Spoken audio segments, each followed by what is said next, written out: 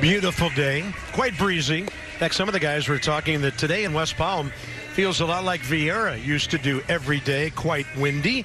So it's 73. Yeah, look at the 22-mile-an-hour winds, and they're from the west, meaning the right field corner will be where the action is in this ballpark today, and the gap in right center. George Springer coming off a great World Series. Look at that, 11 hits. He had 8 extra base hits, drove in 7 runs, and the Astros have most of their big guys in the lineup today, including that catcher batting ninth who we know so well. Jose Altuve just signed a big contract extension. So the Astros hitting .268 in the spring take on Gio. And for Gio Gonzalez in the springtime, he has logged 10 innings, 3 runs on 11 hits so far. Yeah, 15-9 last season, 188 strikeouts. It's an 8th straight season where he struck out at least 160 or more batters. And he posted the second lowest ERA of his career at 2.96. So 2-seam fastball, 4-seam fastball, curveball change. And it looks like we're holding George Springer here for a second. ESPN in the house today, but you're watching on MASN, and we're way better. More bang for your buck with this crew, and we're right underway at 110. Springer hitting .300 in spring training. He's driven in 3. 34 and 85 his power numbers last year. Mike Estabrook has the plate. And then trading places around the bases here and there will be C.B. Buckner, Lance Barksdale, and Chris Conroy. 3-0. That's where he's starting to lock in as a pitching coach, as a pitcher, and getting real dialed for opening day. Gio shaved his beard. That's how ready he is.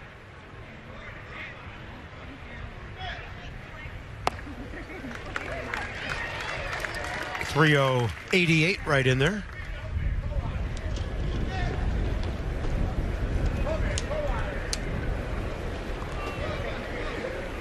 And Gio not only misses for ball 4, but it turns into a hit batter way inside. And Springer to first base to start the game. So 3-1 fastball. Looked like he was trying to come inside. Just got Springer right on the hamstring.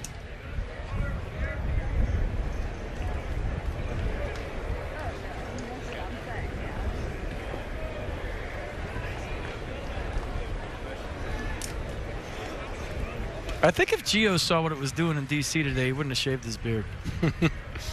He would have taken that face sweater.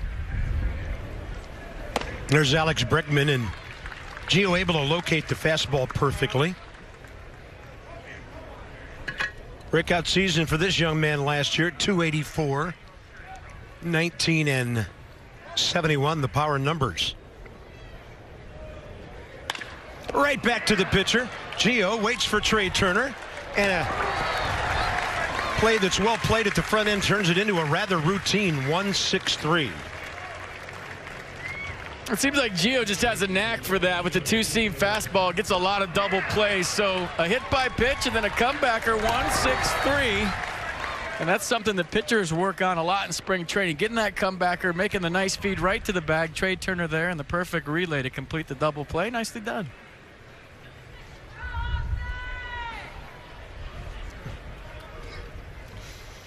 Jose Altuve was already signed for the next 2 years at, you would have to call some bargain basement prices based on what he's done. But the next 5 years after that will be very lucrative for him, right around $30 million a year. Wonderful reward for one of the top players in baseball, an MVP guy, 3 batting championships. He's led the American League in hits 4 years in a row. And that's defense behind Gio today on a windy day here at the ballpark of the Palm Beaches. There it is, Eaton, Goodwin, Harper, the outfield. Turner, Reynolds, left side. Sanchez, Adams, right side. Miguel Montero behind the plate.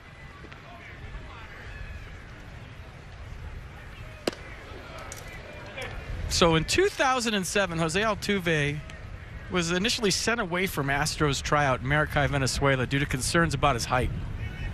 He returned the next day, impressed the scouts in attendance, and signed for $15,000. Now he just signed for 5 years, $151. It's a great story. Called out on strikes. Gio hits the first batter. Just had a little visit with their first base coach, a former Nat. Oh. Nothing like the berm on a warm day in South Florida. Final week of spring training. So it's Adam Eaton, 23 games last year, scored just over a run per game, more hits than games. And the on-base percentage, the big stat there, under 400, not by much. He and Trey Turner were an absolute pair of guys terrorizing opposing pitchers before all the big boppers started driving in runs. Notice Gio batting 8th, Adrian Sanchez batting 9th. This is Lance McCullers Jr., who went 7-4, 22 starts for the Astros last year. But FP, he wrote a big part of his story in the postseason. Yeah, he closed out Game 7 of the ALCS, throwing 24 consecutive curveballs, if you remember that, against the Yankees. And he started Game 7 of the World Series as well, pitched 2 1/3 scoreless innings. But a tremendous first half for Lance last year, a 3.05 ERA, but some injuries led to a rough second half. But it's all everybody remembers is what you do in October. Strike low in the zone to Adam Eaton. So 3 for 4 with a home run upon his return.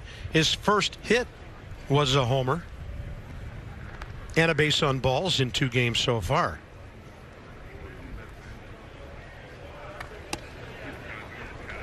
It's a great story to see him back. Homered his first game back the other day.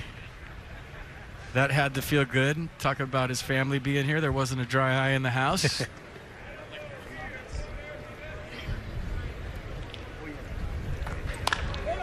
And on a pitch fading away, it's 1-2. Talked to him today around the cage, and he was saying, you know, it's just my body getting used to my knee being back. He said he feels good, and a lot of times with knee injuries and surgeries, it's the breaks that's the hardest part, decelerating. You know, whether it's in the outfield, around the bases, you know, it takes time for your body to get adjusted to trust after all the rehab. If people just knew the work that he did to get back, and that any athlete really does after a major knee surgery to get back. I mean, your leg goes from just all wobbly and not being able to support anything to gradually over time getting stronger and supporting your body. Then you go to, you know, movement straight ahead, and then cutting action and starting and stopping, all these little things. And all the work he did to get back, I told him today he's going to get one heck of an ovation on opening day at Nats Park. Yeah. Maybe another house without a dry eye.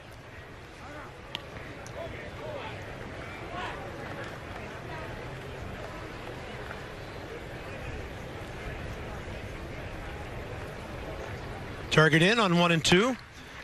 To the other side of the plate it went. Adam Eaton gets one under the glove of Alex Bregman. So he's only 4 for 5 to start his spring training. All right, this is for everybody back in D.C. Ready? There goes the snow hitter. And he is raking, folks. He waited a long time for this. Going the other way. And how good does 1, 2, and 3 look in the Nats lineup today? Eaton, Turner, Harper. And I don't know that there's been a Nats player in 1 month that has made such an impact on a fan base than Adam Eaton did last year. On the appeal, no swing. Trey looking good. He's 11 for 34. 12 strikeouts, 6 walks, 2 bags.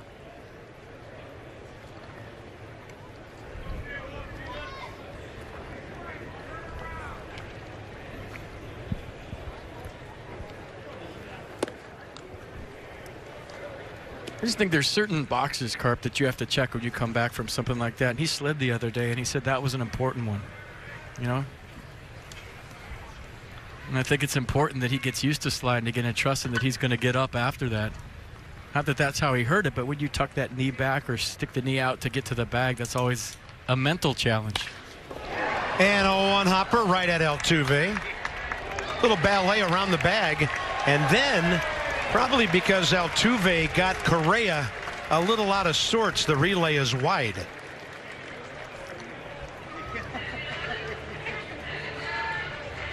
So these guys have worked together for a while now, and they're locked in till 2021. And I was told today by one of the Astros coaches that they came out at 7 a.m.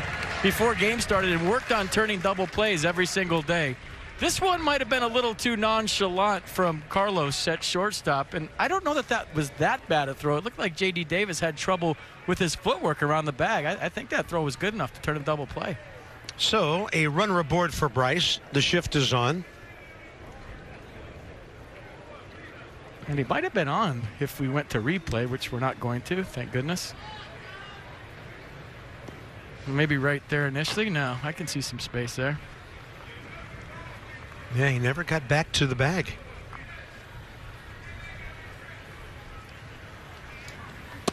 Well, we saw it last year. Trey Turner makes you do weird things, doesn't he, on defense? Some of the best defenders in baseball hurrying, rushing, and making bad throws.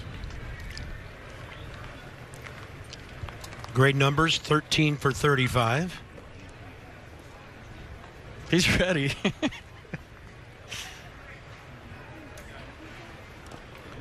Three doubles and the 2 home runs.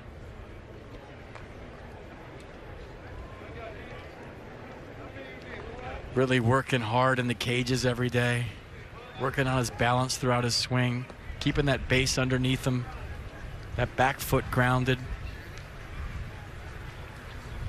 And really not trying to generate so much before the pitch. Just trust his hands and how much power he really has. There's your Astros defense. There it is. Reddick, Marisnik, Springer the outfield. Correa, Bregman left side. Altuve, Davis right side. And Brian McCann behind the plate. He can hit.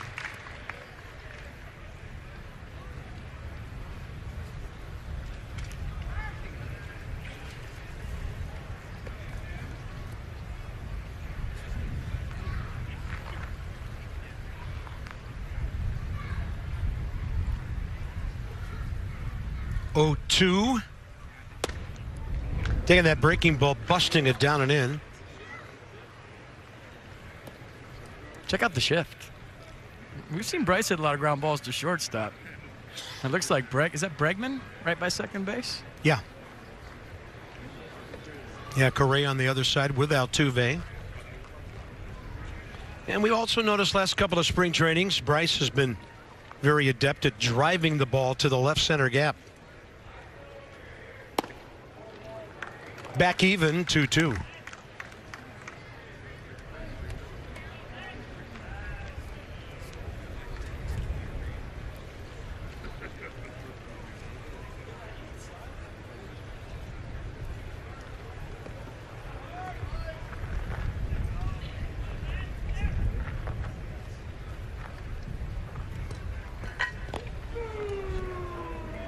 Trey is 2 for 2. I think it was a couple of telecasts ago when Turner walked in the first inning, stole second, stole third as part of a double steal with Bryce. And a swing and a miss on 86. 2 outs.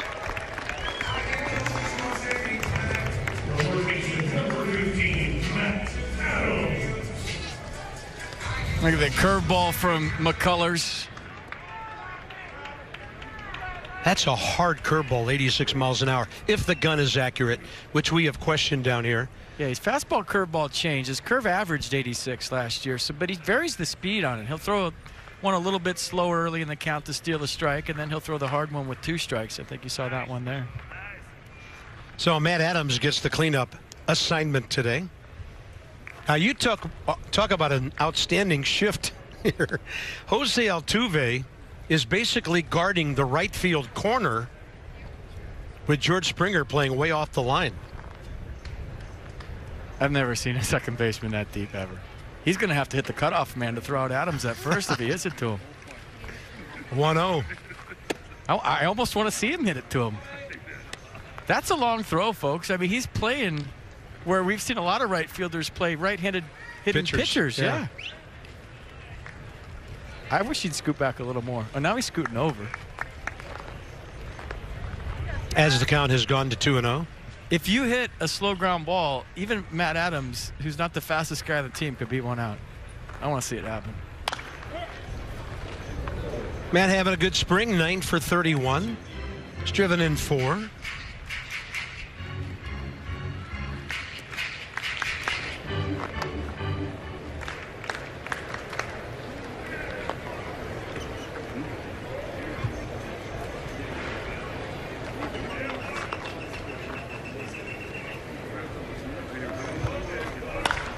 That one is hooking way out of here.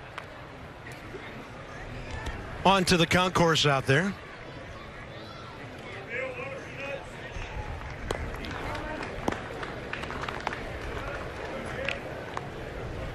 Curveball looked like it was a little slower than the one he threw to Bryce, and Matt Adams caught it out front.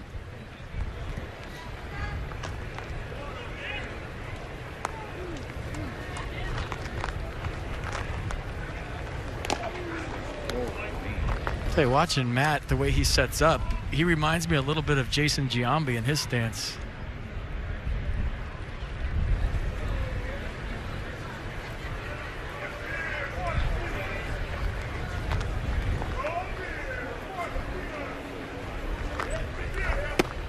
That's a fastball that sailed to the upper part of the strike zone.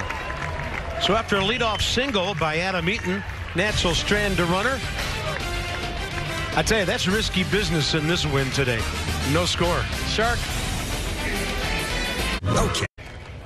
Welcome back to West Palm Beach. Scoreless game as we head top two. Anthony Rendon is so thrilled to be joining me now, and he is under this hoodie and hat and sunglass combination. Anthony, how you doing, man? I'm doing great, thank you. So fired up for his first Masson on-camera interview of the year. So, Anthony, we're now a month into spring training, 3 weeks into games. Scale of 1 to 10, how ready are you for spring training to be over? About 1,000? Is that a number? Was that a choice? Kind of lost me after you started talking. That happens with most people, actually. Yeah, well, you're gonna keep it going under me? I'm sorry. You're blocking me out here. Well, that was the move. That was the plan. How's spring training been going? New coaching staff, new manager, everyone talking about the energetic, positive vibe of this club so far this year. How has spring been from your vantage point? I'm sorry, I just saw a helicopter in left field. A helicopter? You don't see it? Helicopter. Behind, right next to the. Oh yeah, where'd that come from? I don't know. You're very perceptive. Yeah, spring training's been good. It's spring training. But same old vibe as usual. We're relaxed, just having fun out here, trying to get ready and try to prepare ourselves, get the work in, and get ready for the long haul. You're coming off a fantastic 2017 season, and you said that last year you tried to drive the ball a bit more than you had in the past. Where did that approach, that mentality come from? Was that something that you kind of decided on your own, or something that came together with members of the coaching staff as something you wanted to try and do? I don't know. I think it was a little joint effort on everyone's part.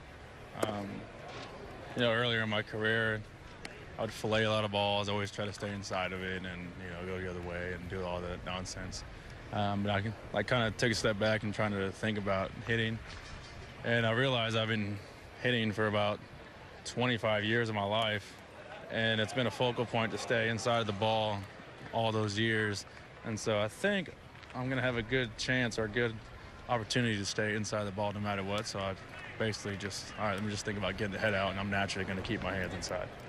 Did last year, in that sense, feel like a bit of a turning point for you? You'd been so consistent offensively throughout your big league career, but the numbers did jump up last year. Do you feel like 2017 kind of showed you that that type of approach could lead to even bigger things? Probably not. I think it was a fluke. I'm probably going to suck this year. I'm sure, yes. Where he's at? What? Is that where he's at? The camera? Yeah, where's the camera at? Right above the sign over there. What sign? Has this one? Yeah, that one. Hey, what are you? Oh, now y'all come over here. Okay, yeah. Wait, now you want more camera time. You're always hiding from us. I was wondering, because there's like a camera up there, and there's like 8,000 cameras here today. Well, they got us right now. Okay. You want to wave to the people? Hey, Mom. There you are. Anthony, one final one for you. You do have a new hitting coach in Kevin Long, who's joked that he doesn't want to do anything with you because your swing is good. He doesn't want to mess around. What type of work have you been putting in with Kevin Long to, build on what you did last year? I think we're just trying to feel each other out right now. I haven't gotten in the cage too often with him because usually I'm more of the later guy to go to the cage.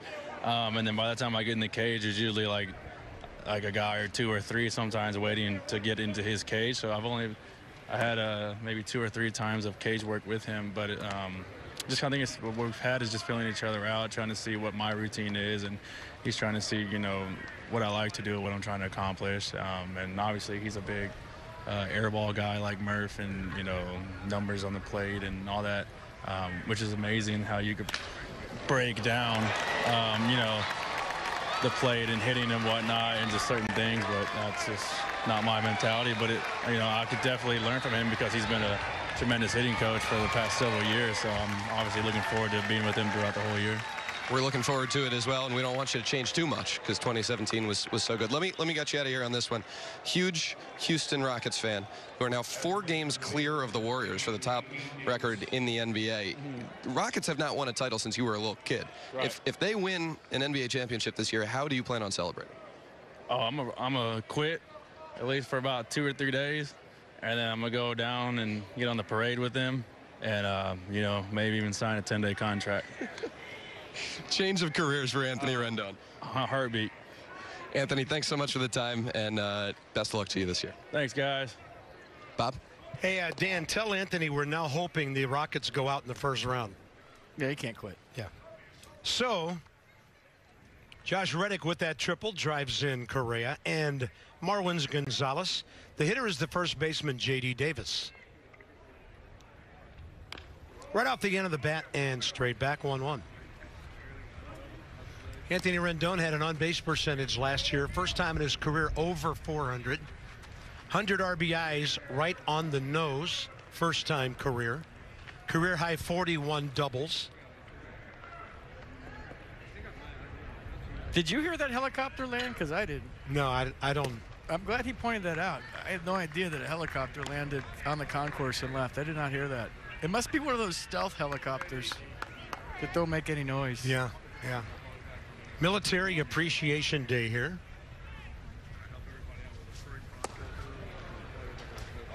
Two balls, 2 strikes. Pretty good landing, too, if you ask me. Very stealthy. Yeah. Not a day I would feel comfortable in a chopper. No. Infield in, 2-2 pitch. Curveball, jacked to left. Adam Eaton to his right. Houston will play to third run. And J.D. Davis has his 6th RBI of the spring. 3-0 Houston. Adam Eaton played a lot of right field in Chicago with the White Sox, played a lot of center field for the Nats, and now he's moving to left. So in the wind, you have to adjust. Every ball's an adventure. You're learning a new position. Nice route. Tricky outfield today, to say the least, with the wind blowing from left to right. Center fielder Jake Marisnick.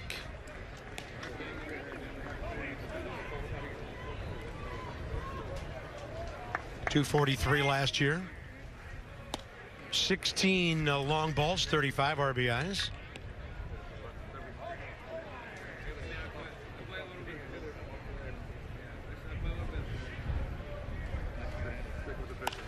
And Gio's curveball popped up to the right side as he has a chance to make a bit of a right turn.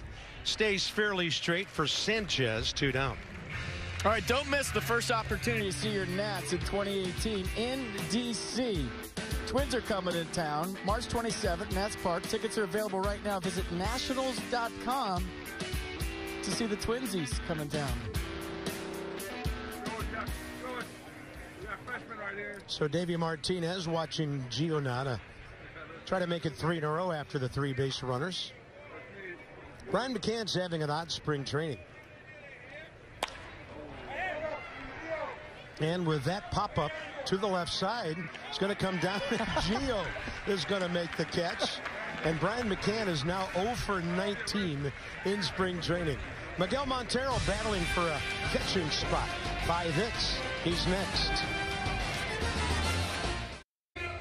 It's not every day you see a pitcher catch a pop-up, especially one that starts over the third base bag and blows all the way back to the mound. So, in the shift, check out Gio Gonzalez. That is coming to me, and I got it. No problem. So, there's a thing called PFPs. It's pitcher's fielding practice. Usually ground balls. I don't know how much they practice pop-ups, but Gio, not a problem. Yeah, Matt Reynolds was way out at short. in that breeze we've been talking about. So here we go, bottom two. Miguel Montero leads off. 34-year-old veteran in a battle for a catcher's spot on the ball club. He was hitting .286 after 44 games at the time the Cubs DFA'd him. Had a rough time in Toronto, hit just a .138, 32 games. Been told he's been working real hard every morning to get in shape for the long haul. I know the coaching staff and everybody loves the fact that he's got a lot of veteran presence, especially in October. And he's not afraid to get the big hit. Two-time All-Star. Wouldn't be surprised if you saw him with the Nats on opening day. He's had a nice camp. Really knows what he's doing behind the plate, and he can hit. Hit .300 for the 2011 Diamondbacks in the division series with his 6 hits and a couple of RBIs. McCullers with the fastball missing in.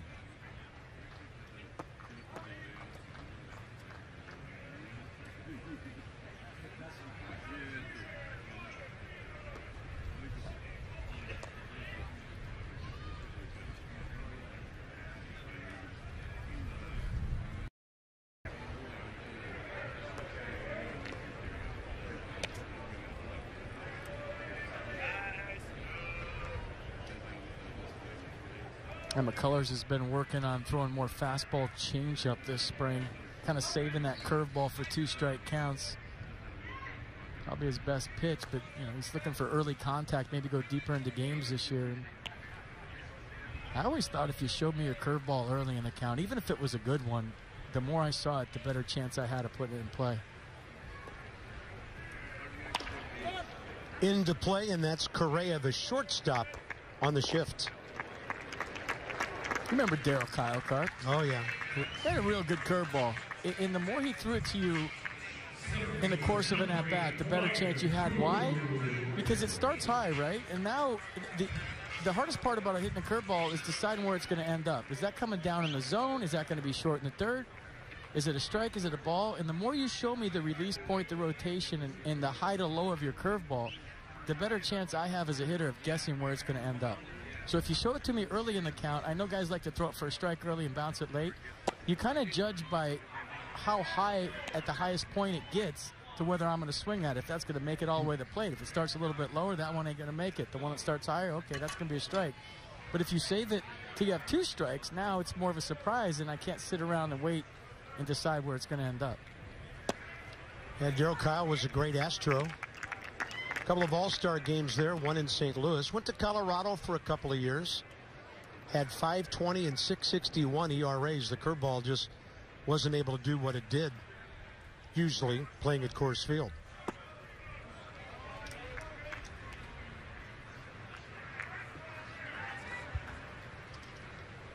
Brian Goodwin, 6 for 35.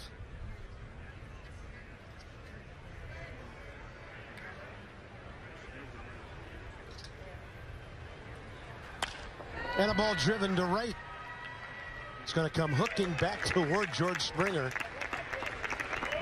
No easy plays out there today. 2 down. That'll bring in essence now, the number 8 hitter. Matt Reynolds, though he's batting 7th, he's got Gio right behind him, and then Adrian Sanchez in the number 9 spot. Nats' plan this year is to do this on occasion based on who they're facing, based on what lineup Davey is throwing out there on any particular night, and also into consideration is who's starting for the Nats in that particular game and how well that starter handles the bat. Joe Madden did it in Chicago, and Davies brought some of that with him. I think if you got a guy like Michael A. Taylor hitting 9th, you get Taylor and Eaton hitting back-to-back. It's like having 2 leadoff hitters.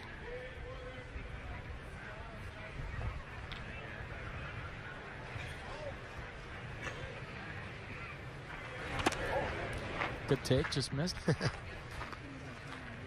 And I was told today that there might even be a situation if the pitcher bats 8th on some night that Bryce Harper might bat 2nd, because he would have those 2 guys in front of him. And on some nights, it might steal you 1 extra AB for the number 2 hitter. Matt offered at it, laid off, 2 balls, 1 strike.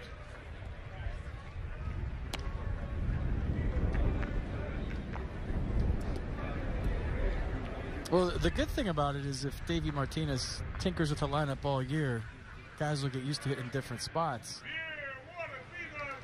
Last year the lineup was changed late, October late. And I think you got a bunch of guys that were hitting in different slots that they didn't hit in during the season and threw some guys off. Yeah, that lineup balance can be a delicate thing, right? For a player, yeah, for us. You guys are creatures of habit, and yeah, certain situations, all of a sudden, things are different. Well, it's just like when you hit, the rhythm of when you're hitting, who's hitting in front of you, who's hitting behind you, the pitches you see because of who's hitting in front of you and who's hitting behind you. And in simple things like, if all of a sudden you're leading off and you're home, you have to sprint in real quick to get your batting gloves, your helmet on, get in the on-deck circle, get loose and lead the game off if you're not used to doing that. So there's all kinds of little nuances to where you hit in the lineup that gives you comfort. Well, Matt Reynolds has now been on base 23 times this spring. He has 10 hits, and that's his 13th walk. So that extends the inning down to the pitcher. So say Gio makes an out here. Now you would have a Michael A. Taylor leading off the third with Adam Eaton behind him. If that's where Michael A. would hit, who knows? Yeah. Michael A. might be in a different spot this year. I'm just using that for an example. I have no idea. No, that's a good call. And then Turner after those guys. Gio's going to hit one off the end of the bat and sky it to right center. Jake Marisnick way over there in almost straightaway right field to make that grab. Nats have stranded 2. It's gorgeous. Wish you were here with us. The Pacific Stay Ocean. warm, my friends. Beautiful. Harford County is... Welcome back to West Palm Beach. Gio Gonzalez out for another inning of work, and AJ Cole is up here with me on the dugout platform, the very stable dugout platform. AJ, you had a fantastic last 7 starts of last regular season. It's been talked about by Mike Rizzo, by the coaching staff. What clicked for stretch that really allowed you to have the success that you did? I was able to come up and get a little comfortable, talk to the older guys. The scouting report really helped early, not just getting thrown in the mix, being able to go over to the guys before the game and really just getting comfortable in there. You have a lot of confidence in yourself. Every big league player does. But is it fair to say that stretch maybe provided a little extra confidence for you? You've been up and down at the majors to AAA. That stretch maybe gave you a little extra boost that you can come up here and you can be here for a while. That's my whole goal. I want to show them that I can pitch up here and compete and help this team win. With all those wins last year and good outings for me, it gives me the confidence to go in that offseason and work real hard and come back into this year and show them that I need to be here and help them win. And your general manager, Mike Rizzo, saying the other day that you were going to break camp with this team. You're going to be on the team in some capacity. I imagine it feels good to hear your GM say that you're so talented that the team doesn't want to lose you. It's a great feeling, but, constantly I'm not going to stop competing. I'm going to show them that, I'm here to win, and I'm here to help this team win and show them that I can stay here and pitch. In terms of stuff, you've got the sinker and the velocity that it brings. Your off-speed stuff as well. What's kind of been the evolution for you as a pitcher in terms of your stuff and what you bring on the mound? I've always had my fastball there for me. Here and there I tweak it. One of the biggest pitches that came for me was the slider, and I've worked with that every year. The change-ups here and there, but it's getting a lot better as the years go on. And you mentioned talking with the other starters and getting a sense for scouting reports on big league hitters. What, for a pitcher who's coming up from the minor league ranks where maybe the scouting reports aren't as intense, the film isn't probably as prevalent as it is up here, how much can that be a benefit for you, and how much can that help you as you adapt to this level? Last year when I was up and down for the games down in AAA, you get a little here and there, not much to go off of, but you come up here and you have really detailed, you know how to go after hitters. You can talk to, Gio, Strauss, Scherzer. They have a real good game plan on how to go after them hitters. They've been up here, and it's great to talk to them and figure out how they go after it and get a mindset and figure out how to go after them yourself. Is it fair to say that those guys have helped you kind of pick up that side of the game to an extent, and because it is about what you're trying to do, but it's also about the hitter's approach and how to attack their weaknesses? It is, because I used to just watch film for myself and see what I do wrong, but it's a great thing to watch film on how hitters approach you as a pitcher and see if you key anything so they can pick it up. You learn their weak spots, they're going to learn yours. So the less you can give them, it's going to make it a lot harder for them. You've said it a few times this spring, but you came out of the bullpen a little bit last year. But you want to be a starter in this rotation. You want to claim that fifth starter spot. Is that a mentality that you took all off season and coming into spring, that you wanted to claim that fifth starter job? Yeah, I want that fifth spot. I want to show them that I can be that fifth spot guy and throw well for them, help them win games. But if they need me in the pen for 1 time, 2 times, I'll be there too and be successful. AJ, thanks so much for the time and best of luck this year. Thank you. Bob? All right, Dan, thank you. And you saw the replay of when he struck out Altuve and Correa back-to-back twice back on March 6th in the Nats game here against the Astros. And he is scheduled to be our starter for the 6 o'clock game Friday night. 3-2 Gio to Alex Bregman. By the way, FP, I thought that was really something a moment ago when Gio went 2-0 on George Springer, threw him a 2-0 changeup, got a swing and a miss, and then battled back for the strikeout. The days of the automatic fastball, as you've mentioned in certain counts before, pretty much over. You never know what's coming anymore. No, the 2-0 fastball is a dinosaur. And sometimes you have a better feel for your off-speed. And I have to be honest, I wasn't paying attention. When Dan is interviewing somebody, I am locked into that. I don't even pay attention to the game. It is, as we call it, great television. Here's Jose Altuve, 1 on, 1 out. Somewhere, yeah.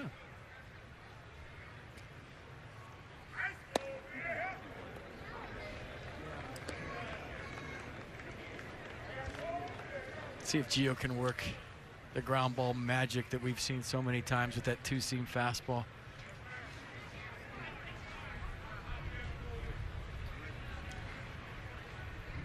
Got Bregman to hit one on the ground back in the first inning.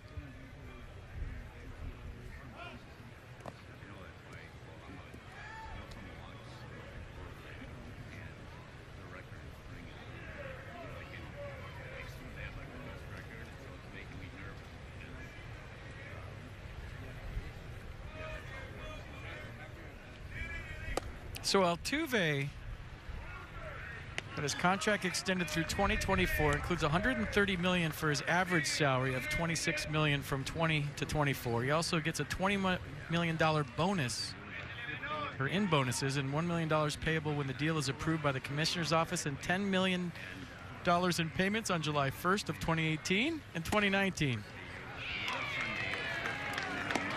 And I'm seeing a lot of people saying that the big deals are over. That Bryce next year and Machado and some of the big free agents aren't going to get the big deals. Certain players will get theirs. I agree. I just don't think there will be as many big deals. Maybe that's what people mean when they say that.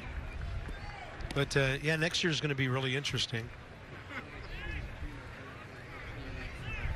And you have to wonder how many teams will really be in on the likes of Bryce and Manny.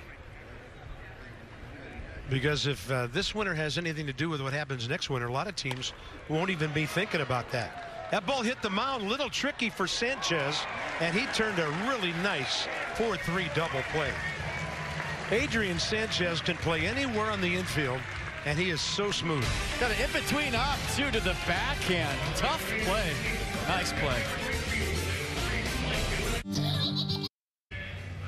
I'll show you that double play again. I think utility players have an advantage at playing different positions nowadays, fielding balls with different angles because of shifts. And Adrian Sanchez is a guy that was a shortstop. He can play second, he can play third. But being a utility player and seeing the ball off the bat at different angles nowadays, probably not as tough as it used to be because you're used to standing all over the infield. But that play right there was difficult.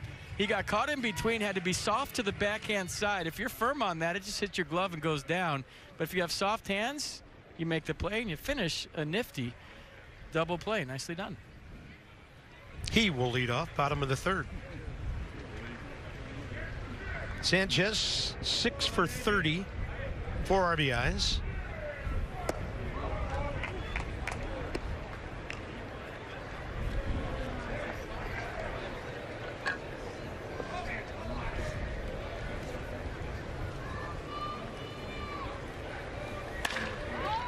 And that's a knock to the left side. Off the glove of Correa. Sanchez will aggressively round the bag and then circle back to first. So the Nats have bookend base hits by their leadoff guy and their number 9 hitter.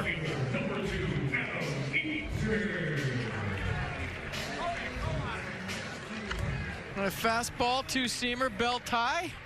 Was thinking about 2 after Correa slowed it down a little bit.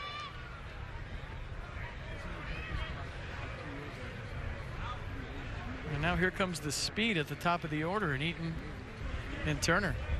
Adam went the other way first time. With a runner aboard, Bregman has to play shallow at third, and now there's no way they'll turn the double play on that wild pitch that puts Sanchez down at second.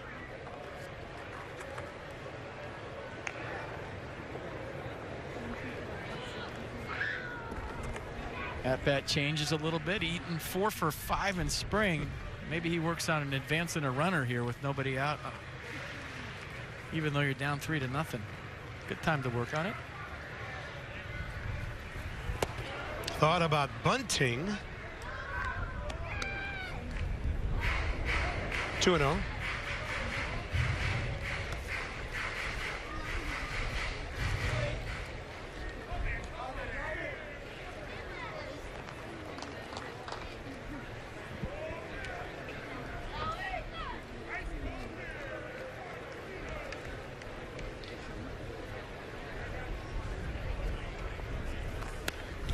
Saw a pitch up and he was pumping. He can beat you so many ways offensively. I mean, he can throw a 8-9 pitch at bat on you and end up with a walk. He can shoot you out of the yard because he's got sneaky pop.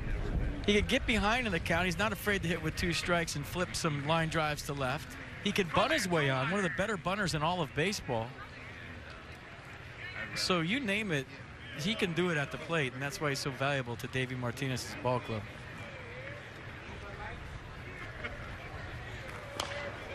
Yeah, all Adam Eaton has to do is have a typical year for the Nats for this to be a big 18. His career batting average 284, on base percentage just under 360, averages about 10 steals a year.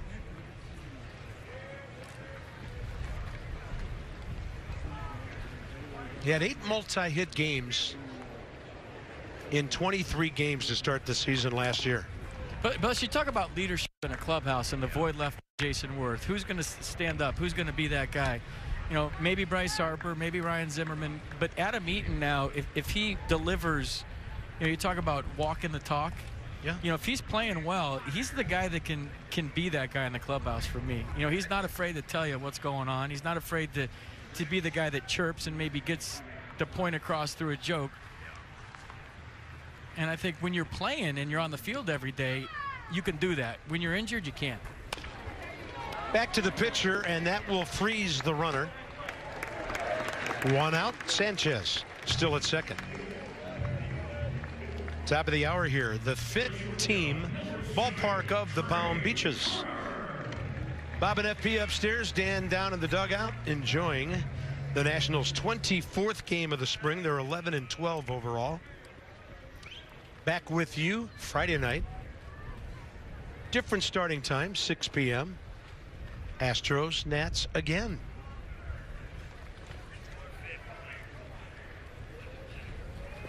And that cold front, folks, at home has really reached us down here. Only a high of 76 today. It was 92 yesterday. You are not a nice man. Yeah, it was really boiling down here yesterday.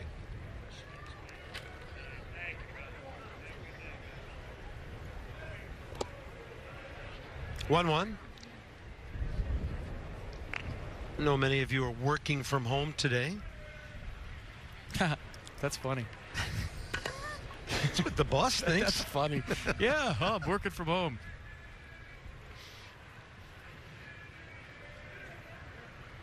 Working on my vino collection in the snowstorm. Front door, and the breaking ball stayed up and in, 2-1. McCullers' career, 19-16, 58 starts, still just 24 years of age.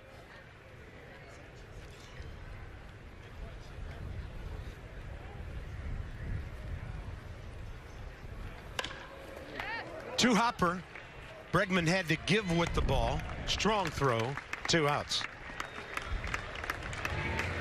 All right, single game tickets are on sale now. You won't want to miss the best matchups and hottest giveaways this season. Visit Astros.com to get your 2018 tickets today.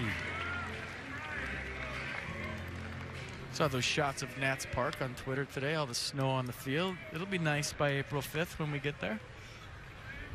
Supposed to be pretty nippy for the opener in Cincinnati next week. Well, maybe that ballpark will play kind of fair. Yeah. 3 there, 3 in Atlanta, then the boys come home. 1 week from tomorrow, Nationals at Reds. Ball 1. That's a 4 o'clock start that day.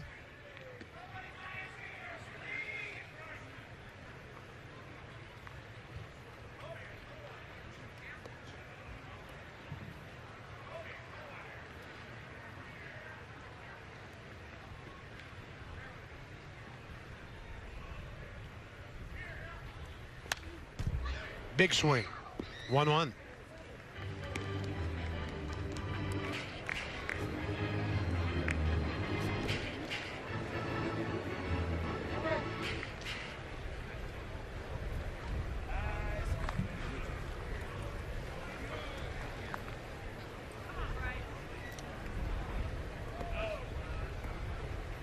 They're waiting on the berm in right field for a fly ball. That's all it'll take right now. And no chance of having to go at that one. 2 balls, 1 strike. The odds of Bryce Harper getting a 2-1 fastball here with first base open and 2 outs. Let's see. Unless he's really working on something. Minute that chance. This used to be a changeup count for him last year. Let's see. Curveball. Yeah, hard breaking ball down. 2-2. The odds of Bryce Harper getting a 2-1 fastball anytime, for that matter. Yeah. You almost have to think backwards when you're that much of a presence at the plate. Meaning sit off speed and fastball counts and sit fastball and off speed counts. But I guess the best way to do it is just to react.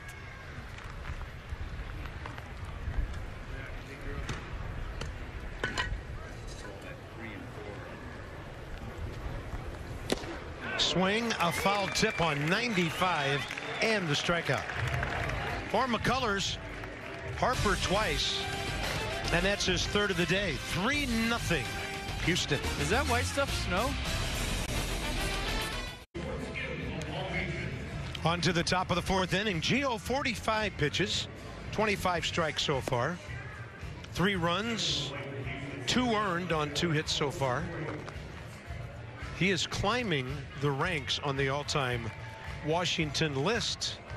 About to start his 7th season as a Washington National. How about that? Steven Strasburg, more wins, more strikeouts.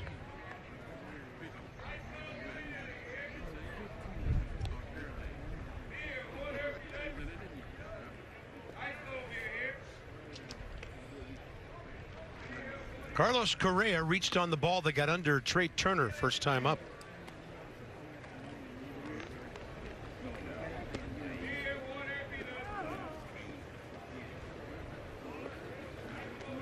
Looking on Twitter right now, seeing a bunch of Nats snowmen from home.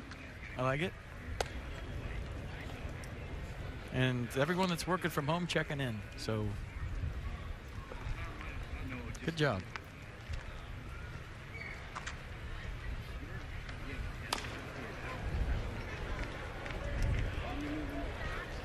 See that thing Gio just did with his side where he stretched it? That last start we were here got the attention of Davey Martinez, who'd never seen Gio's mannerisms on a consistent basis before, and they all thought he was hurt out there. And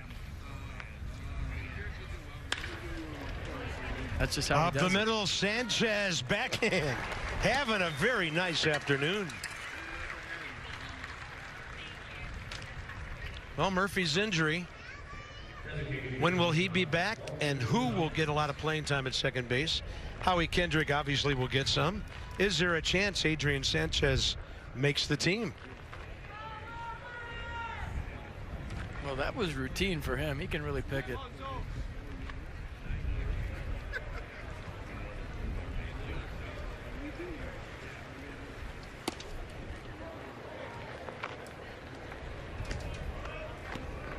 Marwin Gonzalez based it up the middle, a run scored.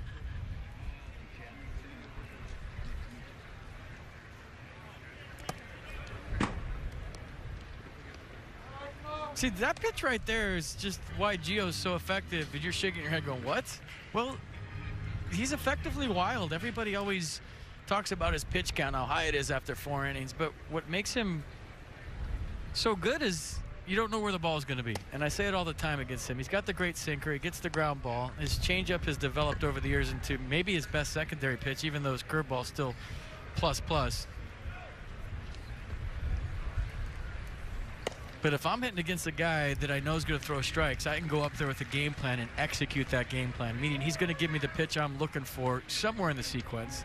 I don't know if Gio Gonzalez ever gives a hitter the pitch he's looking for anytime in an at-bat. Second walk of the day to go along with a hit batter. And Josh Reddick, the big blow of the game. Right field corner. 2-run triple first time up.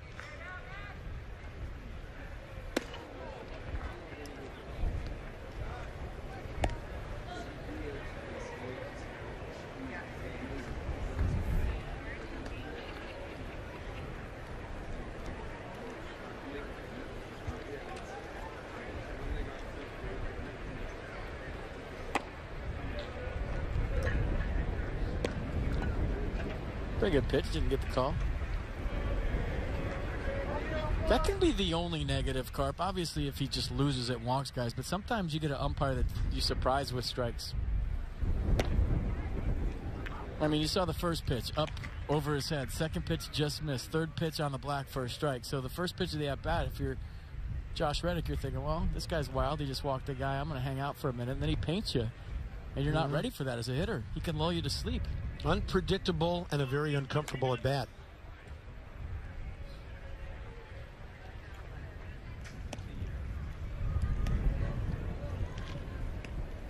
Yeah, there was a time in his career early on here as a National and maybe even in Oakland where he'd overpower you with 94, 95, high spin rate, get you to chase the high heater and back it up with a nasty curveball. But as we've seen over the last couple of years, the evolution of Gio as a pitcher, you know, turning the fastball over, getting the ground ball, turning the changeup over in hitters' counts, getting the ground ball. And I thought last year avoided that Halloween inning better than he had previously in his career. Reddick hit that ball right off the top of the barrel.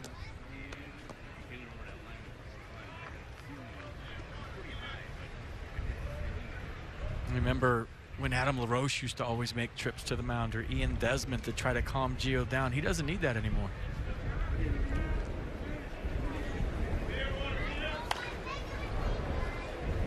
Yeah, good time for that too. Matt Wieters did a nice job last year of going out there, but he didn't do it a whole lot.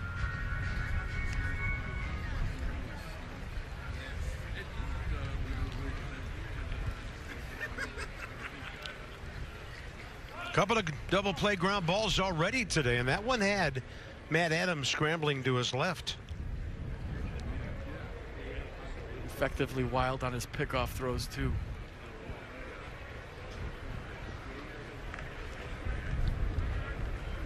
Curveball down around the pole and to the screen back there, and a fair ball ruled by the first base umpire, and it's 5-0 Houston. Ball hit so hard it didn't hook foul like we expected. That was close. I was wondering today, we talked about it in the open a little bit, how the curveball coming back against the wind would fare for Gio Gonzalez. The wind is blowing from left field to right field. So in essence, it's so windy here that this is blowing against the wind, which might affect the break. That one hung up there for Josh Reddick, and it was only a matter of, is it fair or is it foul? And I still don't know. From where we're sitting, it's hard to tell, but the umpires had a better view than we did.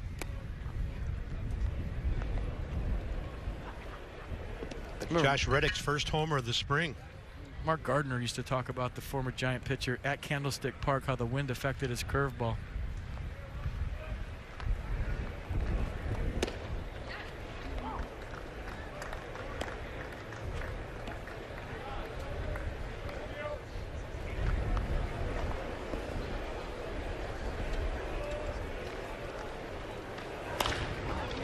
Left side on the charge with a rather one-handed grab, and then Trey Turner finishes it off. So the base is empty, 2 outs, and here's Dan. Bob, here's a bullpen update for you as we get close to the end of spring training. Joaquin Benoit dealing with a right forearm strain and will not break camp with the team. So Davey Martinez saying that'll open up another spot in his bullpen. He hasn't decided yet whether he wants to go long reliever or more of a one-inning type guy. But the Nationals probably needing another right-hander out there now. Trevor Gott, Austin Adams, some guys who might be in the mix now for that open spot. Austin Adams, thank you, Dan. One of the guys we might see today. So here's Jake Marisnick, who popped up to Sanchez first time up. Jeremy Hellickson, who the Nats signed to a minor league contract, always did well against the Nats, especially when he was in Philly a couple of years ago in the mix. And he was at that camp and getting work done before they signed him, working on some mechanical things that may have thrown him off a little bit in Baltimore last year when he got traded. So he could be a viable option for the 5th starter. A.J. Cole could be that right-hander. You never know how it's going to shake down. Be interesting to keep an eye on. There's Jeremy's numbers last year with the Phillies and the Orioles. Well, veteran guy who certainly knows how to pitch. Not exactly pitcher-friendly home ballparks for him in recent years. That's a good point. They saw something in his mechanics that they're working on. But when he was right, he used to give the Nats fits, and it was all with the changeup, if I remember right. He has a really good one. I guess the question is, will he be able to get enough work to be ready to be on this ball club opening day? We'll see. And Mike Rizzo saying this week that he's not going to tinker around with that 5th spot. You remember last year with Joe Ross, and let some other guys get a shot at that, and then maybe given with the off days not having a 5th starter, he said they're not going to get cute with it this year. They're just going to go with the 5th starter, and here we go. Glove for shade by Brian Goodwin. Gio had Jake Marisnick reaching. It's all Astros offensively as they lead by 5, middle of the 4th. Is that Old Town? All right, get the most flexible ticket plan in sports with the Washington Nationals Pick'em plan. 40 ticket Pick'em plans include 40 tickets. Got that. To use when, where, and how you want. That's why they call them the 40 ticket Pick'em plan, because there's 40 tickets. Choose your favorite matchups, ticket quantities, and seating areas starting just $20 per ticket. Visit nationals.com for details. Not really racing today. William Howard Taft with the Stars and Stripes. Cal and Herbie right behind him. That's more like a parade. Military Appreciation Day here.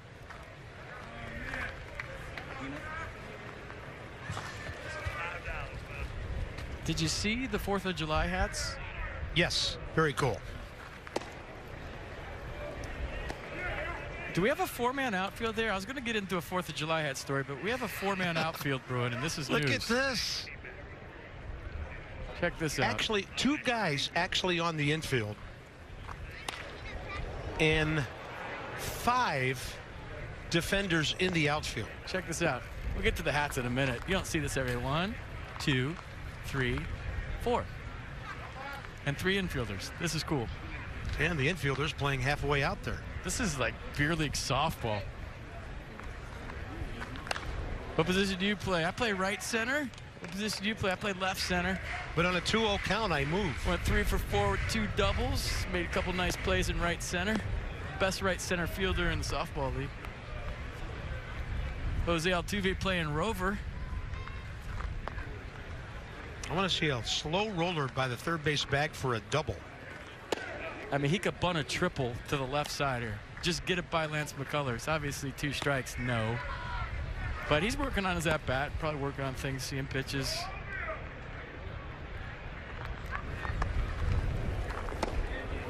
Down and in, and they'll have a two-man throw it around the horn from Correa to Davis and then back to the pitcher. Third strikeout for Lance McCullers Jr. You know, you talk about the shifts, and Tim Bogart, the Nats first base coach, has talked about this. A lot of it is just positioning, but a lot of it is to get in the hitter's head.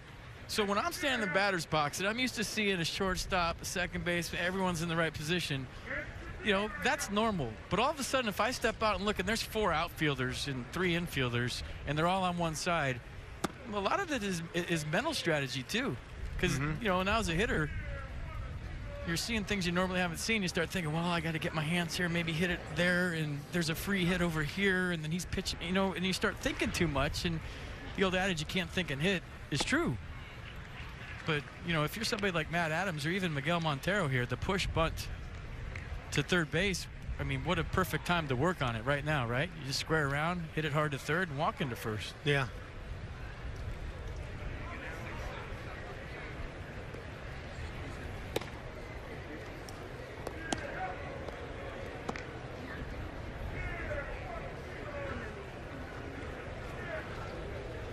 First time I've ever seen that.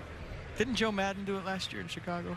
I want to say yes. You know, you might see a manager do something like that, flip-flopped in the 9th inning or something, like have 5 infielders, but I've never seen 5 guys in the outfield, counting the second baseman on the shift. It was really a 5-man outfield, yeah. When you think about it. Here we go. Now we got 4 guys on the right side. This is fun. Look at that. I mean, they should take the left fielder and put him over there too, and just have everybody stacked on one side. And McCullers misses away. That's a walk. Put Josh Reddick in center and then move Marisnik to right center. So Brian Goodwin with Victor Robles having been sent back to minor league camp this week. Sure, really having his spot on the ball club secured. Not having a great spring, 6 for 36, but last year's track record and his breakout season, all the Nats really need to know. Yeah, I mean, he had a fantastic season last year. Defensively at the plate. And they want Victor Robles to play every day when he gets here for good. Yeah. That's not a guy you start 2 or 3 times a week. That's a 7-day-a-week guy, everyday player, and an impact player at this level. So it's only a matter of time, and he'll definitely impact the Nats in the 2018 season, just a matter of when. 74 games, 251 at-bats for Brian last year, and that was before he hurt the groin midway through August. The Wind's got a chance to keep this in, and it will. And then a scramble by Alex Bregman to make that grab. On a typical day, that's probably 8 rows deep. So let's check out those extra guys. Catcher competition at the bottom. I guess it's worthy to note, doesn't mean everything, but Pedro Severino is 3 for 22 in spring training. And then there's Miguel Montero after that walk.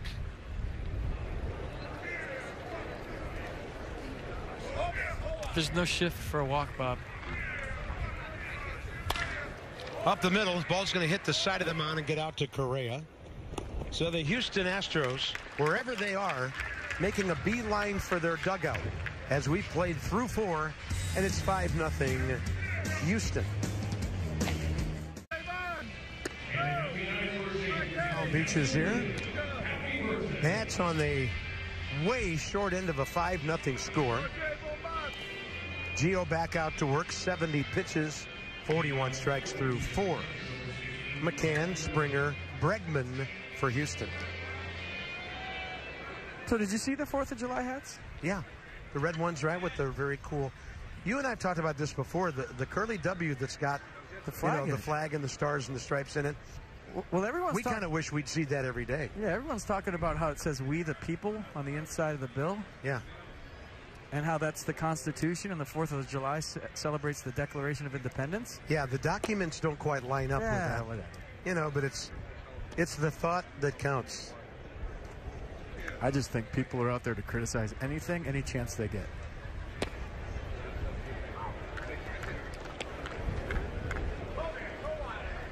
But having the letters on the bill of your hat in white, that would be weird as a player to see that. I'm curious on how that works for the players. They could have put life, liberty, in the pursuit of OPS.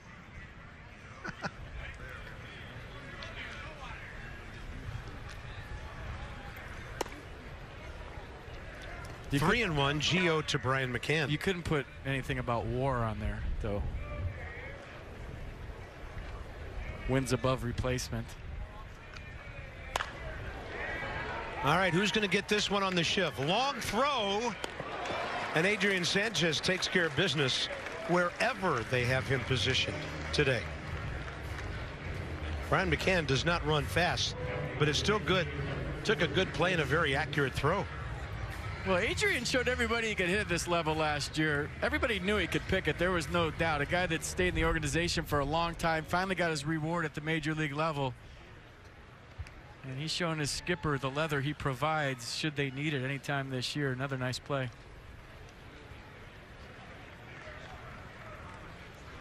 Top of the order, here's George Springer. There's the curveball in for a strike. George has been hit by a pitch, and he struck out swinging third inning.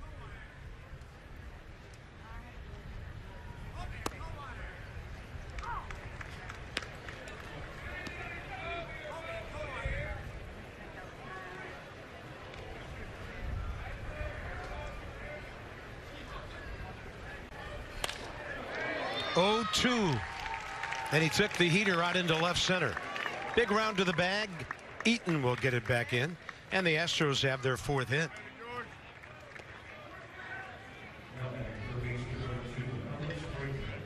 Alex Bregman is next. Enny Romero is next.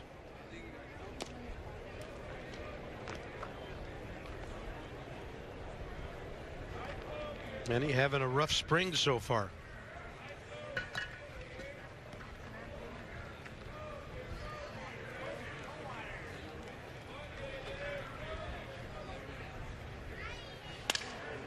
Sounded like a busted bat. It'll fall in left. Springer with the play right in front of him over to third. Eaton's going to throw in there, and then to second base goes the hitter Bregman.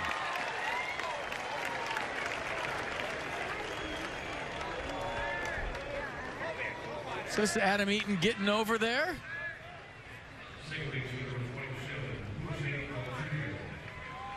We talked about the deceleration part, and you could tell right there that he was real mechanical and kind of getting over that way and then charging the ball. And I think, you know, normally he would have had a chance at third because he had to take his time right there and kind of round off that play. It allowed Bregman to get to second and Springer to get to third. That's infield in. Altuve, strikeout and a double play ball. Chance to add a couple more for the Astros here. And I don't know if that's just a getting used to trusting it kind of thing right there, Carp, and why take a chance in spring training, or, you know, that's one of those things where it didn't look 100% on that, but that could just be a mind thing. Like, hey, it is 100%. I checked that box. And there's no need to make that sharp cut right here, right now, and go for that because it's just spring training. I'm happy to be out here running around.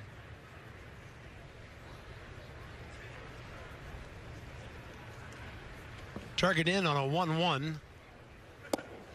Gio misses over the plate, but low. 2 balls, 1 strike.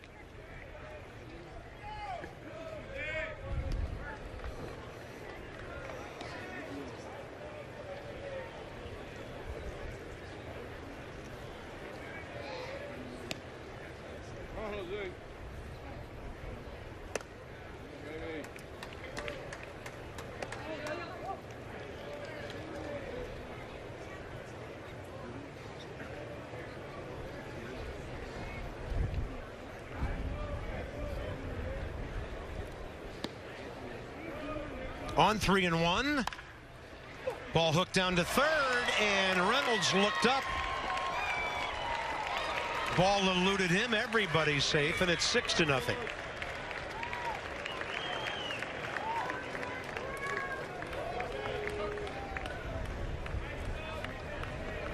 Yeah, Gio got the ground ball, and they had Springer at home easily. And you see Reynolds just on the exchange. I mean, he got the tough play, the tough part of the play, excuse me, out of the way. And he just went to reach for the ball in his glove, and it wasn't there. Runner at second, Bregman stayed, and now Correa the hitter.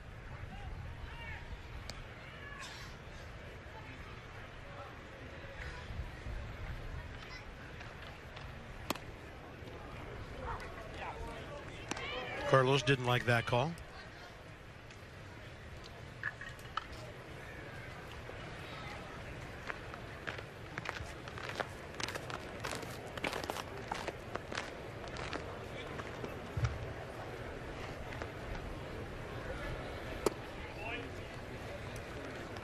Yeah, 86 pitches for Gio, probably going to around the 100 today.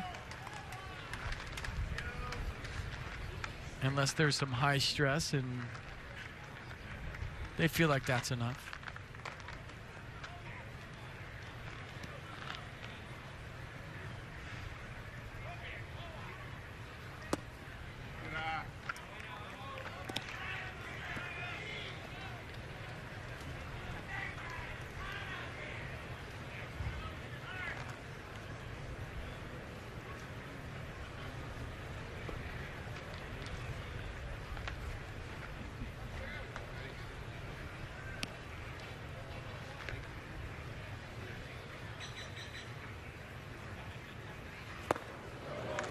Great changeup on 2-1.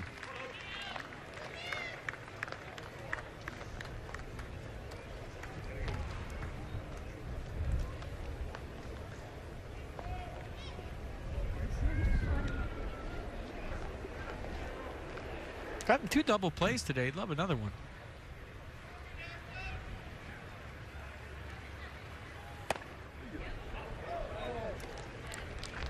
He wanted it.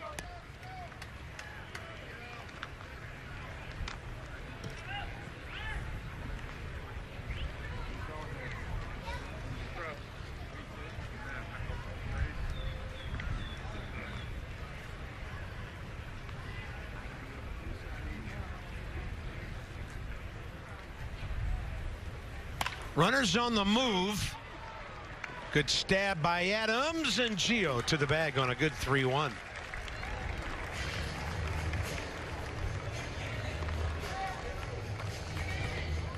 Yeah, nice play by Matt Adams. Gio Gonzalez getting over there for a big second out here in the 5th. So step and a dive for the big first baseman. Perfect feed. Gio covering. So watch Gio get over, maybe a little late. So when you're late, you have more of a direct angle to first base. If you're on time, you can actually get to the line ideally for you young pitchers out there and run parallel to the runner along the line, and then have the first baseman give you the ball as you're running up the right field line. But when you're late, it's more of a straight angle, and that's where sometimes you see collisions happen at first base. And that time Correa slowed down so there wasn't a collision, realizing it's a spring training game, didn't want to take a chance.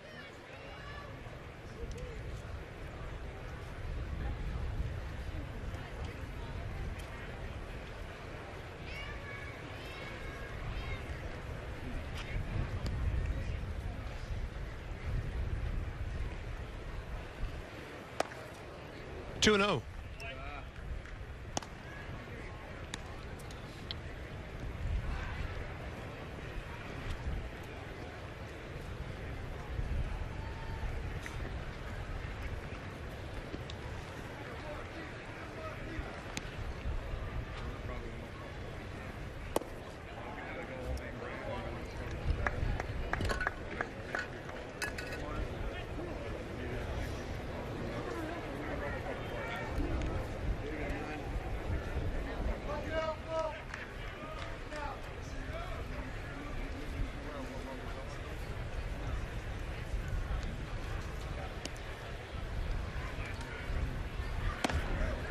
Fastball to the edge. All right, check this out. For young pitchers at home, ideally, you want to come toward the line and then up the line when you get the feed. But if you hesitate now, just a little click, you have to take a more of a direct route, and that's when you could have a collision with the runner. You see how Gio had to go straight from the mound to the bag? He didn't have the luxury of getting to the line and running parallel to the base runner. 3-1 pitch. Out into center. That's going to drop for 2 more runs. And the Astros lead 8-0.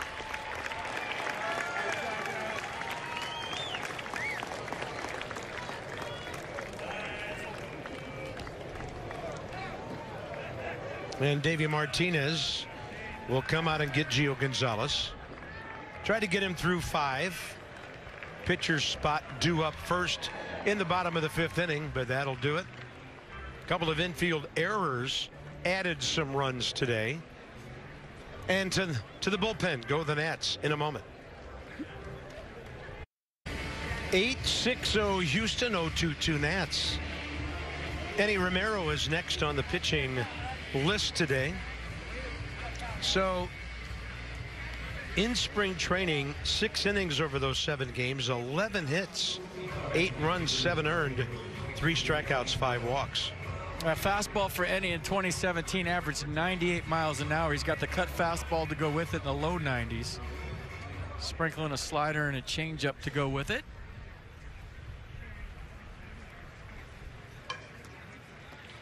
Josh Reddick, triple, homer, 4 RBIs.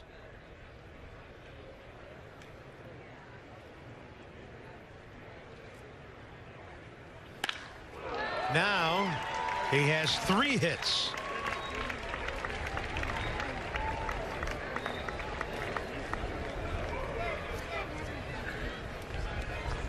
Came in hitting .258.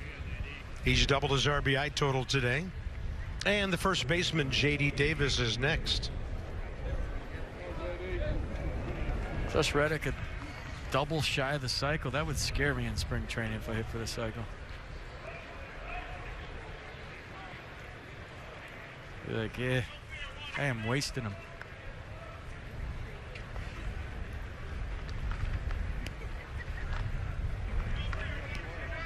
Now, there was times when Drew Storer would come down here in spring training and throw up an 11 or a 12 ERA and have a wonderful year.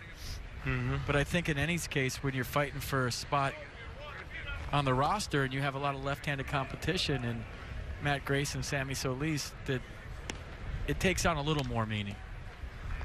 You know, ideally you want to go on track record, but when you don't have a proven track record, you're not an established veteran that, say, had 4 or 5 seasons under your belt of consistency, then, you know, a 10 ERA might mean a little more in spring training than normal.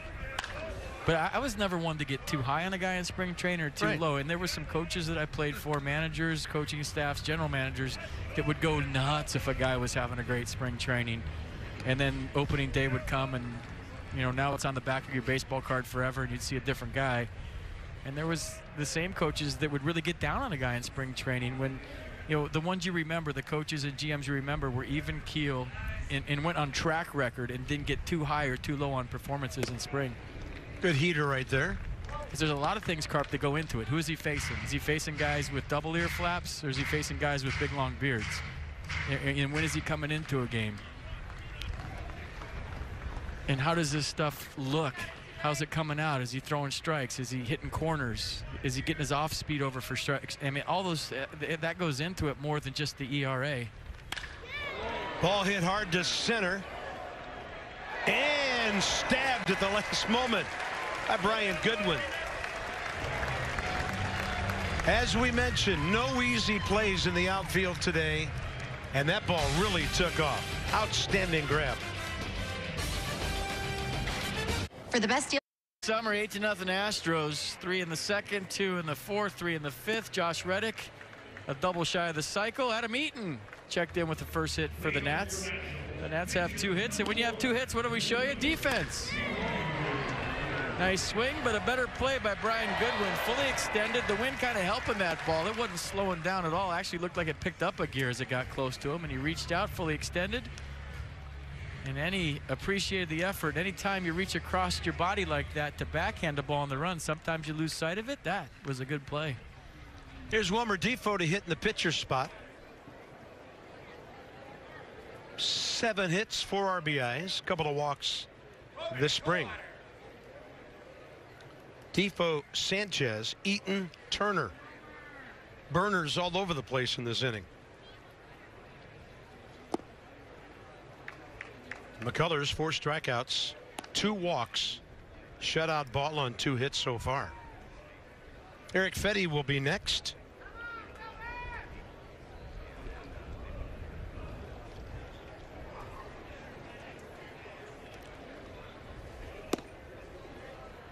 One.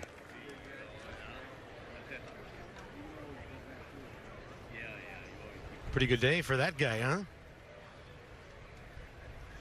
Base hit and 3 good defensive plays.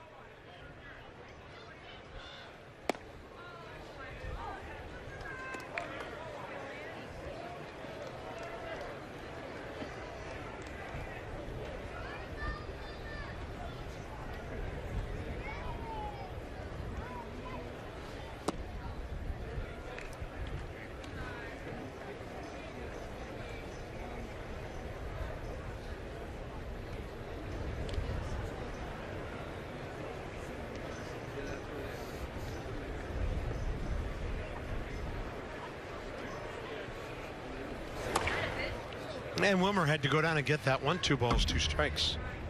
And well, we're going to see some time at second base until Murph gets back. So valuable last year filling in for Trey Turner at shortstop. Really established himself as a major league ball player for good, you'd think. 271 in 124 ball games. Showed us some pop with 5 home runs.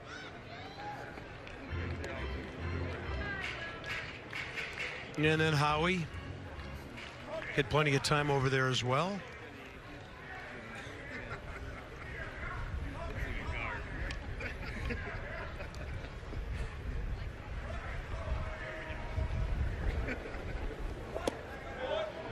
Good take.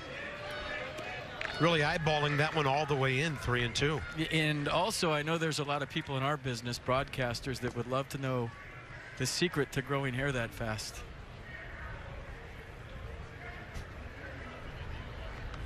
Or at all.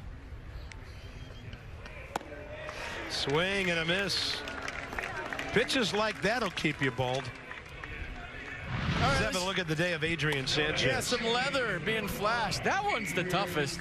I mean, you get an in-between hop to the backhand side to be that soft to turn a double play. This one not a problem for a plus defender like Adrian. And then slow roller. Brian McCann thinking he had a hit.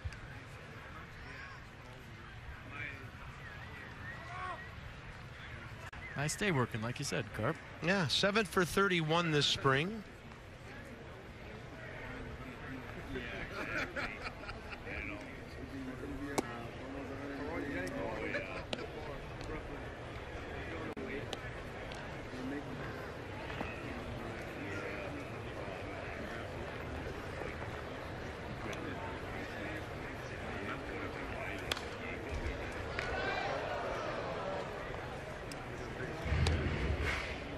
It's a time of spring training when everybody's ready to head north, even if it is snowing. I mean, you're down here, you feel like this part is especially for the pitchers because they're all getting to 100 pitches. Your swing should feel right about now if you're a hitter. Jammed him, did McCullers. Marisnik for the second out. Yeah, you're just ready to play some games that count to get some blood flow going. Run out to the line on opening day for introductions. And this guy maybe more than everybody else when you think about what he's been through. Yeah.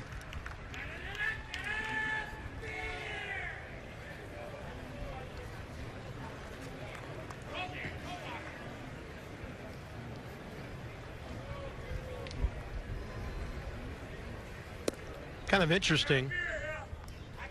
As spring training wears on and the players are so ready to depart, this is the time of the year when more fans come down. Spring break happening, you know, in different weeks. I know it kind of spreads out depending on where you are, and a lot of fans enjoying this part of spring training. And that ball out to right. These counties and these cities down here spend a lot of money building these fantastic facilities, so they're entitled to as many spring games as they can come to, and there are more. All right, Eric Fetty getting a look here in the top of the 6th, 8-0 Astros. We talked about that 5th spot in the rotation and the fight for it. Well, here's your potential 5th starters. Talk amongst yourself. Then go outside and have a snowball fight. But in the meantime, you remember Eric Fetty last time. He struck out the side, and he was very impressive the last time we were on Masson and showed you guys the ball game. Yeah, Eric Fetty was trying to go 4 innings to close out that game against St. Louis last Friday, a 4-2 Nats win. Almost made it to the last out of the game before Tim Collins came in and got it. Pretty good outing. A run on 4 hits over 3 2/3. A walk, 4 strikeouts. Ryan Rayburn in left field for Adam Eaton.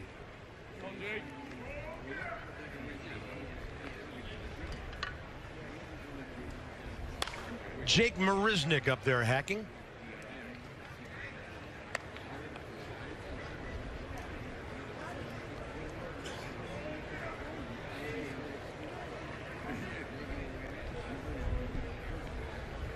Three starts for Eric, 15 innings last year at the big league level.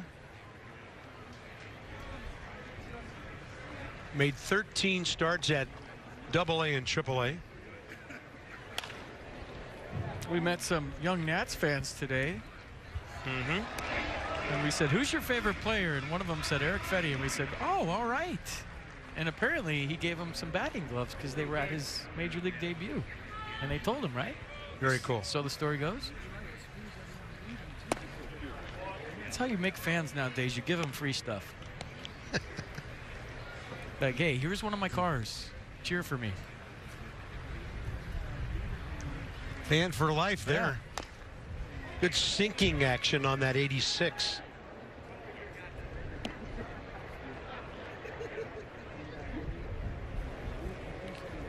That's right-hander Chris Davinsky.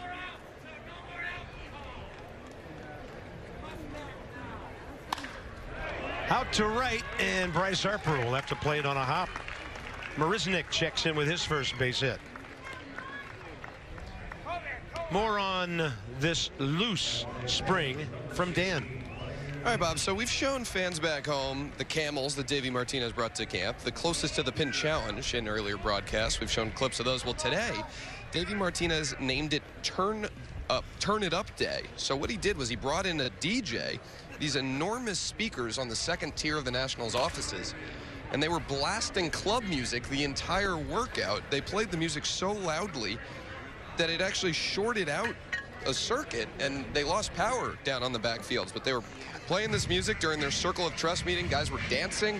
So Davey Martinez naming it Turn It Up Day and blasting some club tunes during the workout this morning. Another loose touch in this camp. Yeah, I was down near the clubhouse, and one of the securities guys asked me, is there a party going on upstairs? It sounded upstairs, but it was outside. And yeah, those were arena concert quality speakers out there. Maybe a message there too, getting toward the end of camp. Maybe there's a method to the madness, and it's not just about loud music, and maybe turning it up a notch as opening day approaches in 8 days. Derek Fisher, the hitter. .212 in 53 games for the Astros in the outfield last year. So Springer done for the day. I was never big on spring training records, but the last week of camp is when you want to lock in as a ball club. You know, you're starting to get down to 25 guys. You're getting ready to head north. You're packing stuff up. And it's not about winning or losing games. It's about your approach. Where maybe early on in camp, you're kind of cruising to your 2 or 3 at-bats. You're working on things. Your pitcher, I'm getting my arm strength up. Today, I'm really going to work on my changeup. But the last week in camp, you want to take your performance right into opening day because it's hard to flip a switch. Meaning, if you're still kind of going about it casually and all of a sudden opening day sneaks up on you, it's hard to flip that switch and go from 0 to 60. And maybe there was a message there from Davey Martinez about, hey, we're getting close. It's time to turn it up a little bit. Opening day right around the corner. The Reds are a lot better than people think they are, and especially in that ballpark. So this team will be okay, but it's about that time, and I think that's what the skipper was saying. 2-2.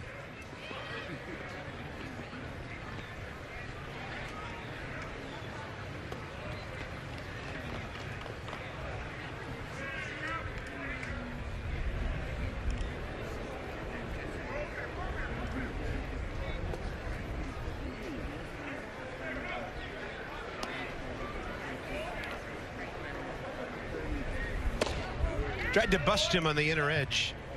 Little inside, 3-2. Pretty good pitch right here. Try to run it back, right? A little two-seam action. Good frame by Montero. Didn't get the call.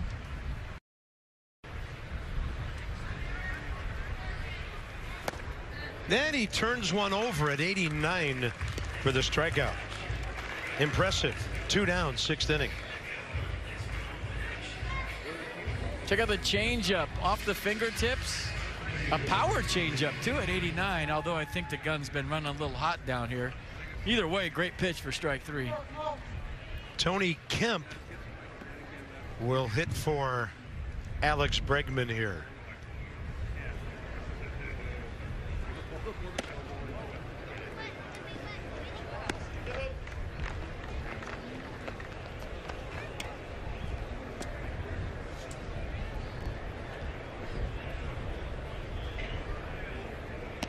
If you're wondering, Jose Altuve is on deck. Turner, Harper, Adams, the due up in the bottom of the 6th.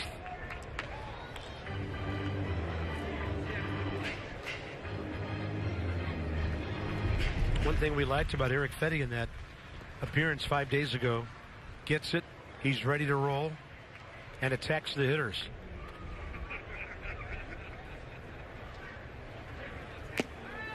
Fastball up for the foul tip, 1-2. You do that for the majority of your career, work fast, get it and throw it. You're gonna have a lot of highlight reel plays made behind you. Defenders be on their toes. They'll be ready for the baseball. They'll be concentrated and focused and ready for the ball.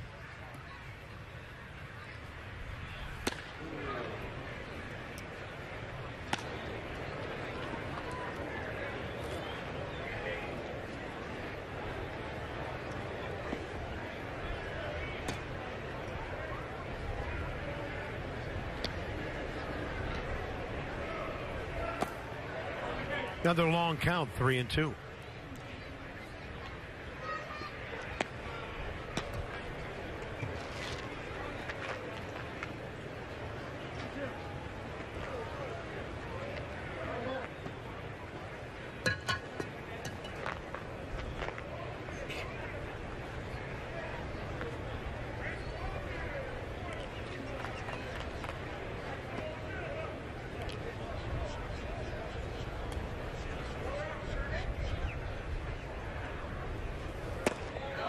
A little bit high. 2 on, 2 out.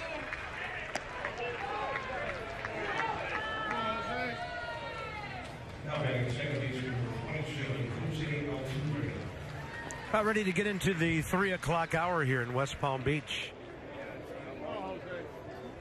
One more from Florida for you on Friday night, 6 o'clock.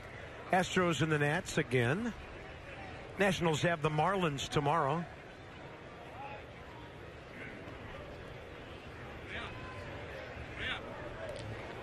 How are the Fishes doing down here? I haven't even looked. Yeah, I don't pay much attention to the standings, but I have it right here.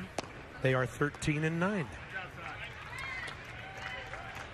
They're up 2.5 on the Braves and the Nats in the NL East.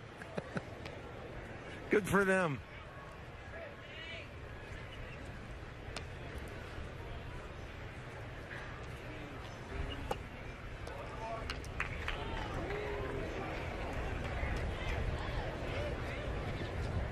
Astros are 16-7. As mentioned earlier, the Nats 11-12.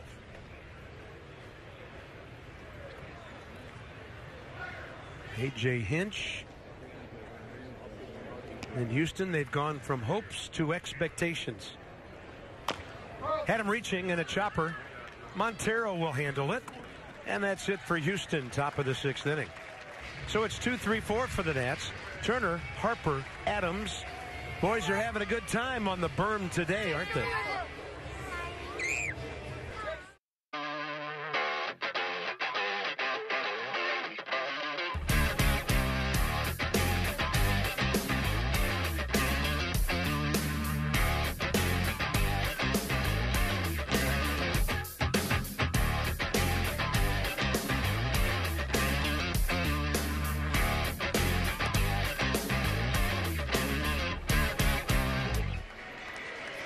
8-8-0 Houston, 0-2-2 Nats. Lance McCullers Jr. still pitching. Shutout ball on just 2 hits, 5 strikeouts, couple of walks through 5. He's been impressive. Trey Turner, fielder's choice ground ball to second, ground ball to third, 0 for 2.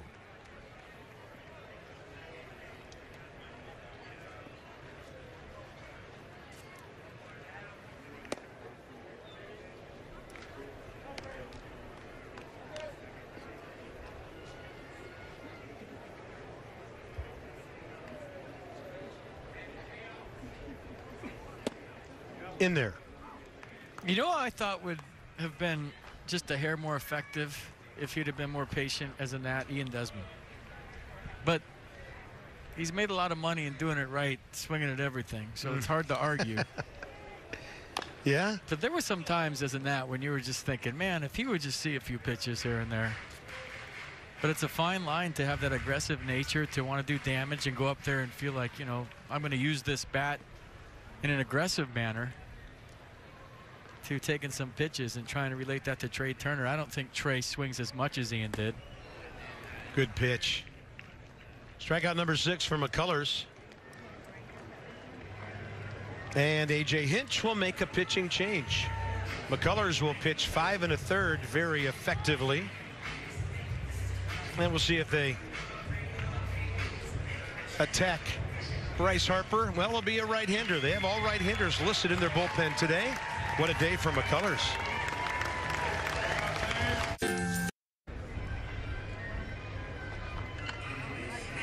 Here's a spring training number, Miguel Angel Sierra. Now the shortstop, Osvaldo Duarte, is the second baseman. And the new pitcher, 27-year-old right-hander Chris Davinsky.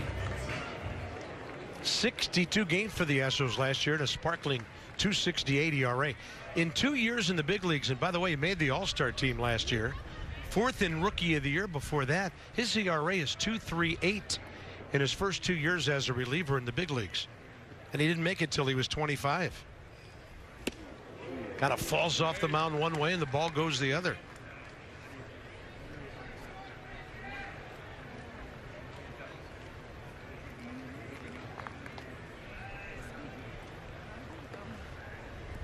Change-up his best secondary pitch. He throws it 38% of the time at 83. Might see one here.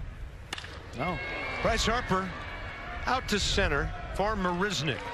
Bryce a couple of strikeouts and a fly ball, and that might do it for him today. All right, join us here at spring training at 15 Ballpark of the Palm Beaches. Discover the Palm Beaches and West Palm Beach, your second home of your Nats. National Spring Training tickets are on sale now. Visit nationals.com. I'd say make your plans pretty quickly. There's Matt Adams. Probably not going anywhere today. Unless you're south of D.C. a little bit. Adams a couple of Ks. Called in the first, swinging in the fourth. Trying to dig that one out. No balls, 2 strikes. Shiftage. 4 outfielders. Left fielder, left center fielder, right center fielder, and right fielder. That just looks so weird.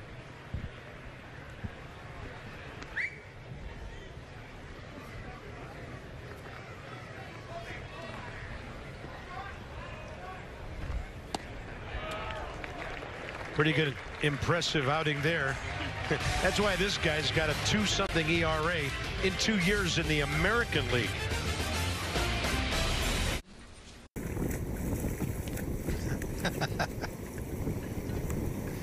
When they came to the New World, the first thing they saw on the beach was Masson.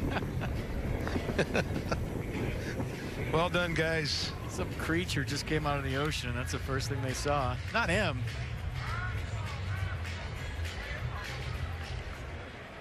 Need that guy, right? Mm-hmm. What a sweet swing. Daniel hits Murphy. Here we go, top 7. Miguel Angel Sierra leads off for the Astros. New DH Ruben Castro will be next.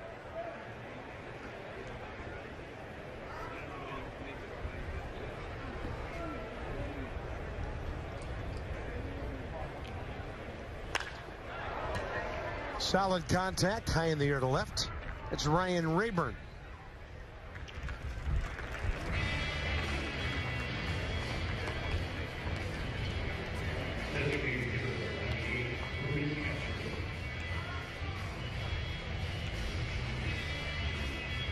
You know, it's windy in a major league ballpark. You have like 3 levels to kind of block the wind, especially when it's blowing left to right. And it's still tough as an outfielder. When the ball gets up and over the 3rd level, it'll play tricks on you. But here in these minor league spring training type ballparks, the wind's going to affect everything so much more because any fly ball's over the top of the stadium. So you lose that wind guard. There's times during the season you could flip some grass up as an outfielder and it's blowing one way down low but another way up high. So that's why a lot of guys will look down the buildings on Half Street, the flags on top of those at home at Nats Park, to really gauge which way the wind's blowing.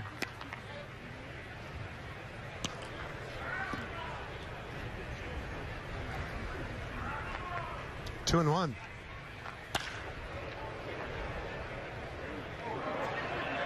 All right, the Nats have made a bunch of changes. Ryan Rayburn and Moises here in the corners. Goodwin's still in for now. Brignac for Turner. Adrian Sanchez due for another at bat. Matt Reynolds still at third. Chris Dominguez first base, and Miguel Montero still in there. Montero, Goodwin, Reynolds, the scheduled hitters in the 7th.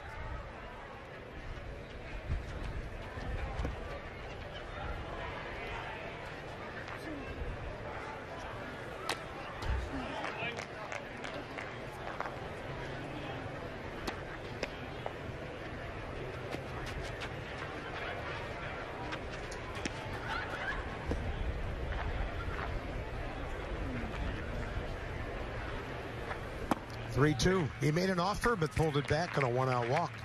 Second walk for Eric Fetty. Next up, first baseman Tyler White.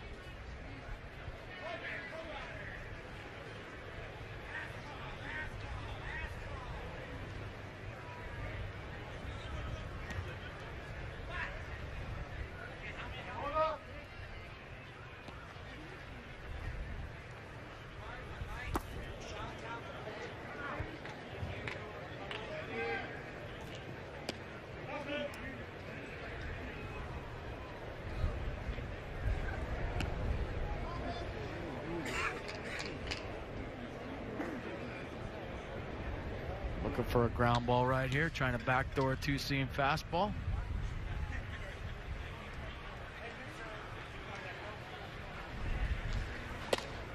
Held on a little too long, ball 2.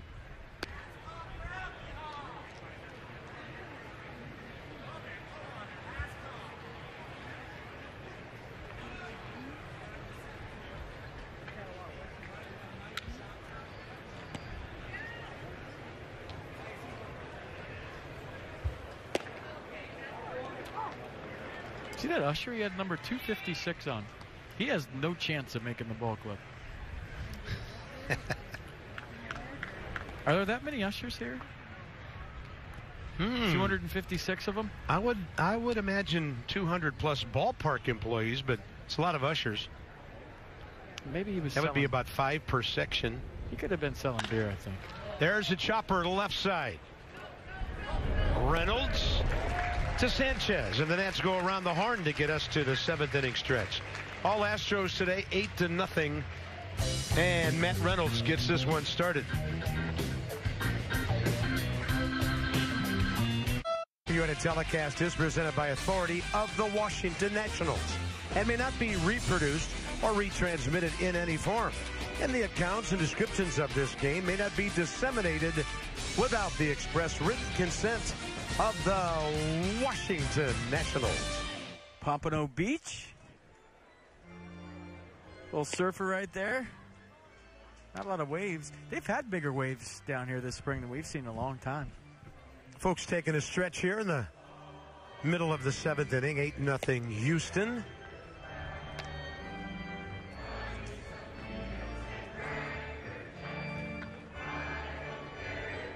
We'll let you sing along at home.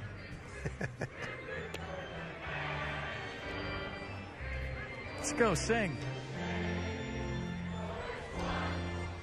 There you go, he's singing. They're singing. Nicely.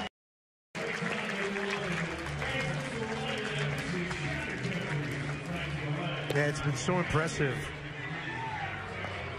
as spring training goes on this spring, and last year we were here for the first time. More and more curly W's and red jerseys and ball caps.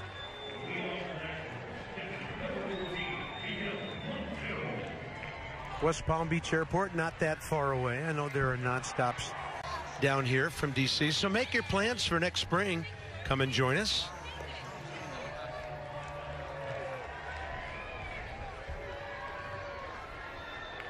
Yeah, the airport just a couple X's down the freeway. It is close. Something like that IndyCar race we used to have back to the Orlando airport after the ball game. Ooh, nowhere to go from Miguel Montero. Trying to run that one off. That'll be the end of his day. He'll touch first base. You'd think a pinch runner will come out. Paul Lassard probably going to meet him at the top step to make sure he's okay. Nat's head trainer. Oh, no, he's staying out there.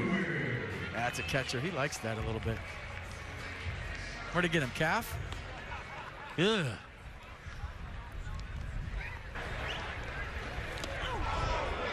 Yeah, he's done for the day. Yeah, Spencer Keyboom's going to come out and get him.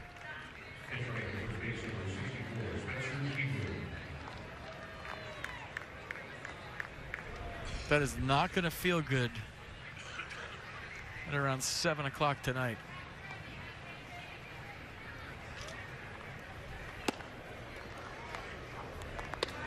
Brian Goodwin lined out to right, and he's fouled out to third, looking for his 7th spring training hit.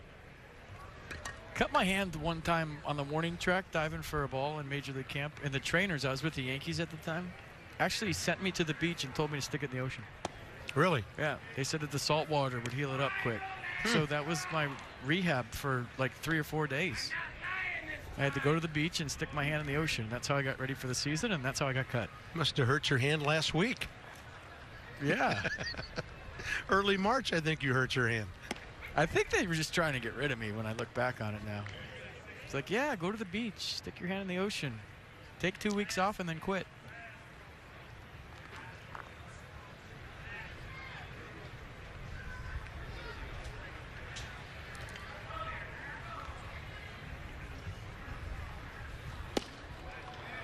I've never, as a broadcaster, had a game where I'm looking for the 4th outfielder. I mean, I keep looking at every hitter.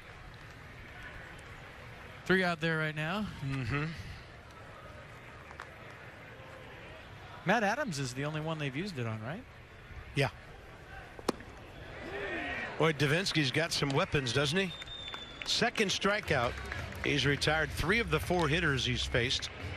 And he'll face Matt Reynolds here with 1 out, bottom 7. Pitcher spot is next. Do you think with all the launch angles and the fly balls and the attention to getting the ball in the air that we will see 4 outfielders moving forward in years to come on a consistent basis? Nothing will surprise me when it comes to defense now. You know, with all the analytics and everything that's going on. Maybe you get a hybrid utility player as the 4th outfielder, and you can move him from, say, second base to outfield on certain hitters and then back to second base.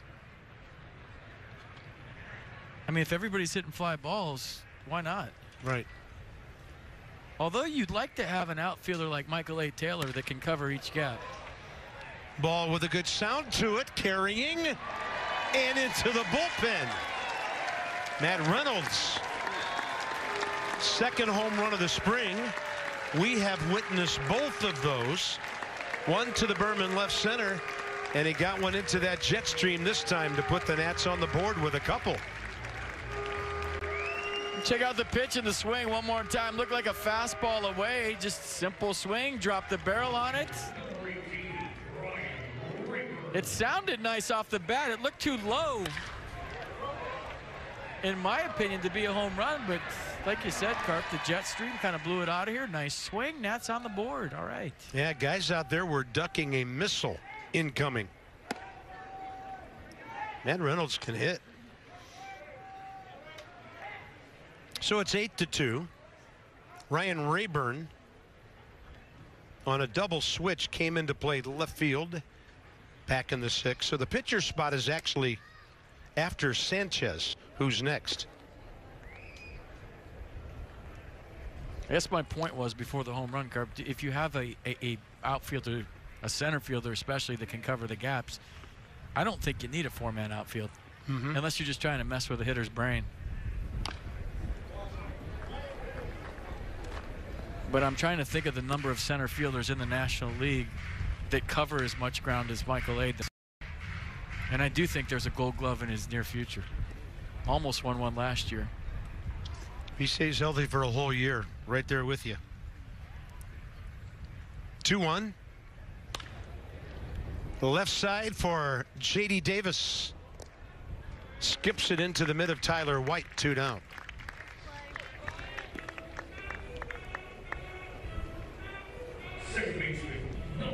Adrian Sanchez is next. And then if you really think about it, Carp, and we've seen Davey Martinez do this, and you pinch your corner outfielders into the gap, you really need to guard the lines. Because usually the damage done down the lines is a ground ball past the first or third baseman or a line drive over their head. You rarely see a fly ball do any damage in the corner. It's usually the ball hit the hardest, right? Because you're pulling it if you're a left-handed hitter or a right-handed hitter down the left field line. So if you just bunch the gaps, say you don't have a center fielder that covers a lot of ground, in my opinion, you never need 4 outfielders. You know, I'm sure there's analytics in A.J. Hinch's dugout that would say, hey, this guy's a fly ball hitter. But I just don't think you ever need that. Probably just experimenting with it, spring training, and this is the place to do it.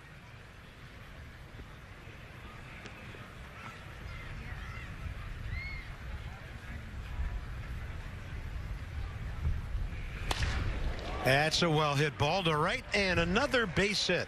Adrian Sanchez having one of the best spring games of his career today. 2 for 3, and Pedro Severino will hit now in the pitcher's spot.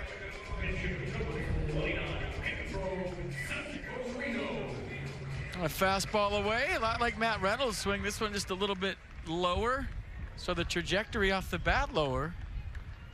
And a nice day for Adrian Sanchez all the way around.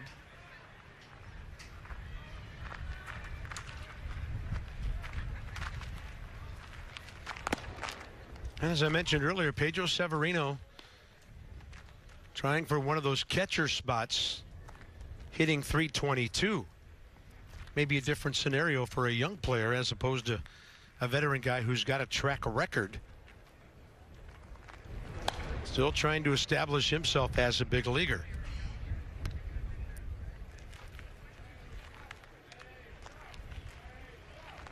Well, the talent's there, the skill set's there. I mean, just a matter of putting it all together, but I like watching him catch. Yeah. 9 for 28, hit .321 in just 16 games with the big club last year.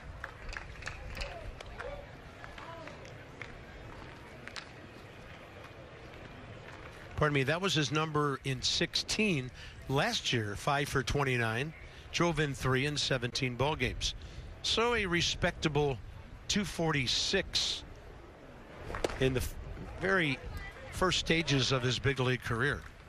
And just to show you how deep this team is, you remember he was the starting catcher in game 1 of the NLDS in 16. And then you got Victor Robles, who was on the playoff roster last year, who's going to start the season in AAA. And when you're a first place team, it's tough to crack the roster. And this one out to right center. Jake Marisnik drifting with it to make the catch. So the Nats get a hit batter. 1 out later, Matt Reynolds. Nats picked him up in a trade about a month and a half ago. Look out in the bullpen. It's now 8-2. Top of the 8th inning. And here is your P-Nats promo. Join the Potomac Nationals. They celebrate Steven Strasburg and the Kentucky Derby at the Fitz on Saturday, May 5th. The first 1,250 fans receive a Steven Strasburg Kentucky Derby Day jockey bobblehead giveaway as part of Super Saturday with fireworks after the game. Is Steven Strasburg a jockey on the bobblehead? He's a little too big to be a jockey in my book, but you know the Peanuts, they have fun with their bobbleheads, and here comes Tommy Milone for his 6th appearance in spring training. Yeah, Tommy Milone, 2.70 ERA, considered a candidate for the number 5 spot throughout the spring. J.D. Davis will face him, top 8 here. A couple of scoreless innings for Eric Fetty.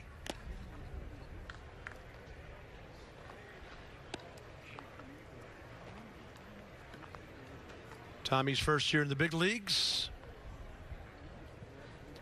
5 ball games for the 2011 Nats, all starts. 28 hits in 26 innings. He's won 45 ball games at the big league level and saved a couple. And his first at bat, hit a home run. Just into the Nats bullpen, if I remember. It was there.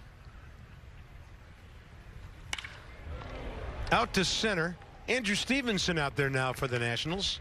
He's got it. First out, 8th inning. Well, they got it queued up. Look at the truck. They're still with us, as usual. First at bat is a big leaguer. See you later. Watch the bullpen's reaction. That's what I remember. Tyler Clipper jumping up and down. Bo Porter with the handshake. Tried to hit him on the rear end going by and got his forearm. Nice try, Bo. His one and only big league home run. Jake Marisnick, the center fielder, is next. And then Brian McCann.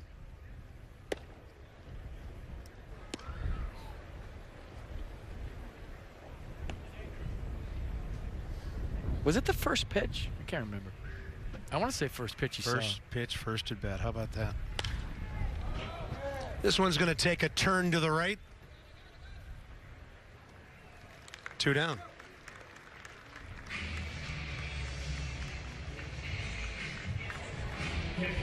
It's your current Nats defense. Yeah, that was Irving Falou who made that grab.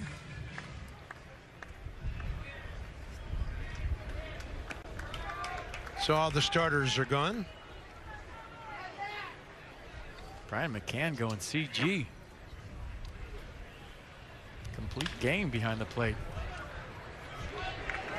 Chris Dominguez handles that in a quick top of the 8th for Tommy Milone.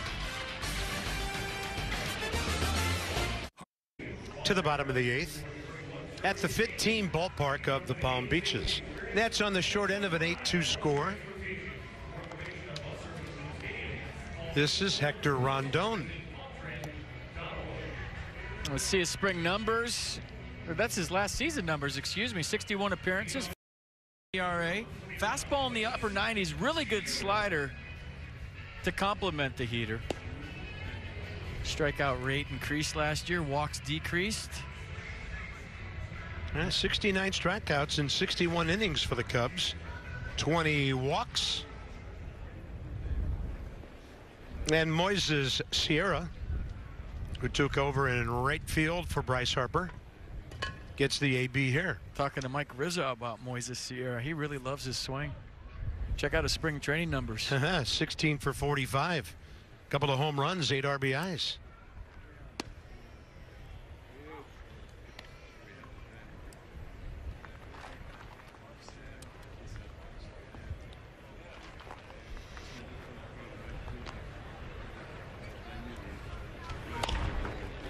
Fair ball, no. It just made a turn before it got to the bag.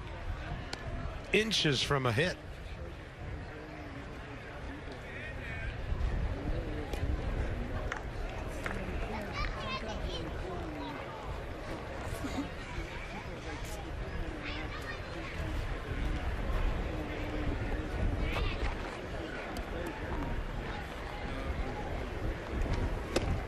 Upstairs, and he got him.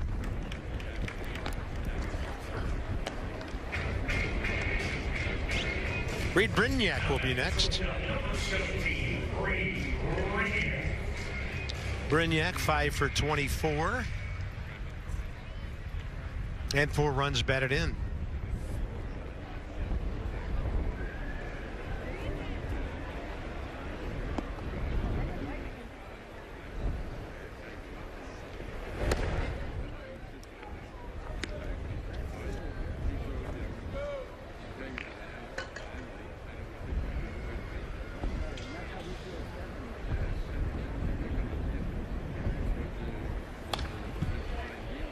Tell you what, we've seen him a few times down here. Reed does not get cheated when he gets into a ball game. He's ready to let it fly.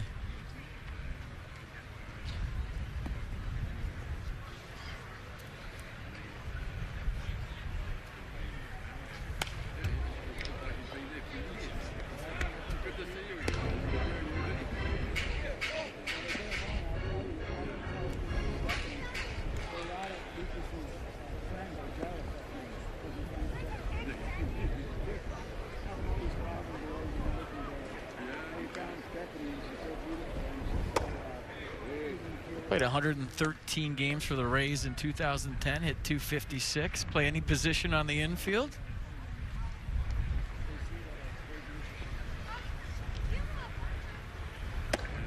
And then he lays off the fastball away.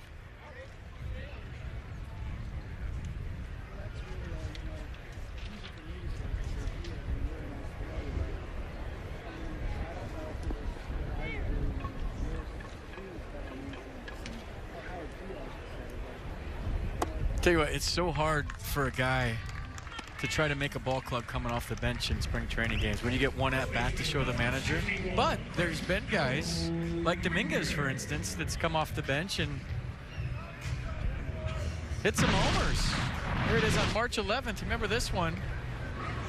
We've seen him play third. He's got a cannon, and the ball really jumps off his bat. So that is a big league body, folks, you are looking at for sure.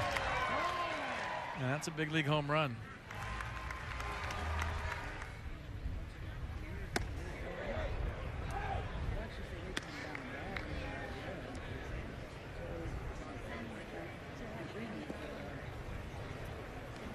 Nice spring, 342, 3 taters, 10 RBI.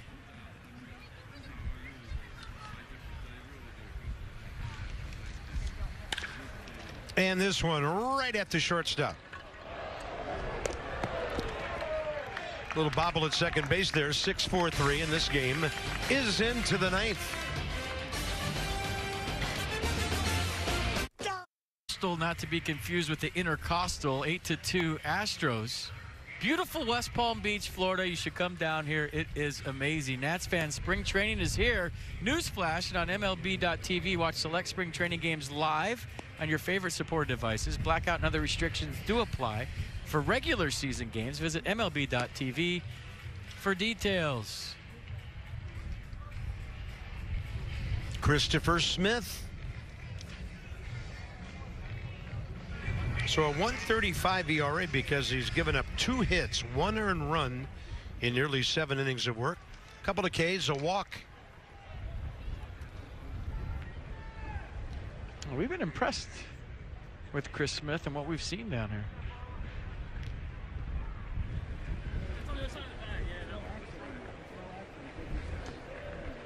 Works fast, throws strikes.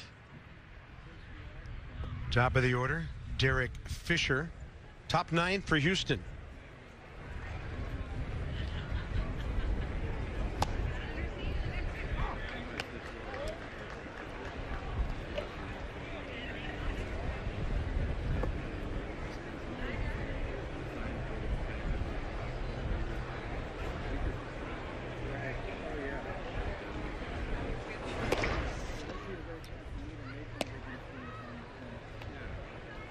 If you Google Chris Smith, Washington, you get U.S. Congressman from New Jersey's 4th District.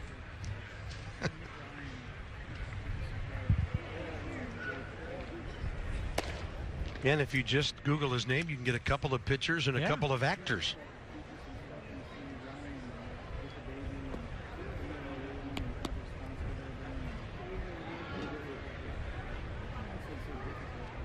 Two and 1 the count, and the fastball rides up and away.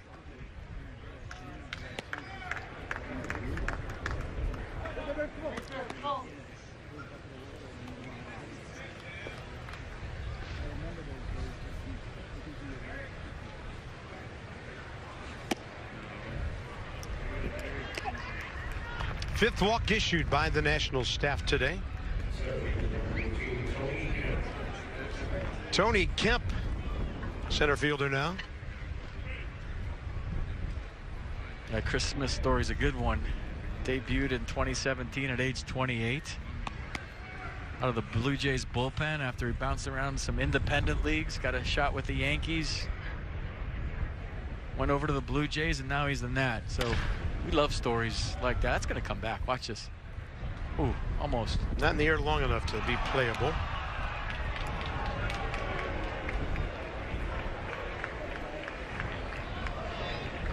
Give it to the kid. Nice.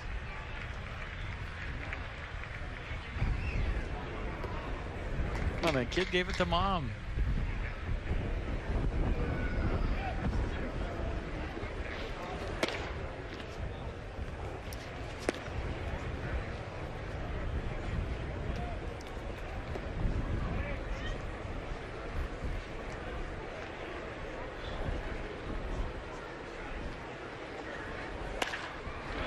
To right.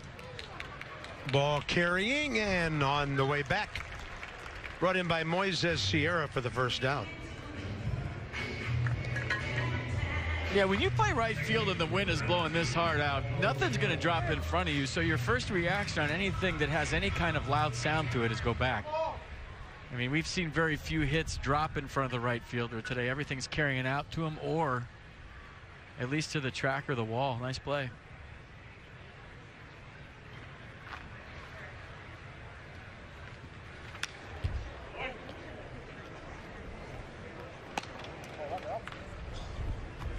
This is Osvaldo Duarte.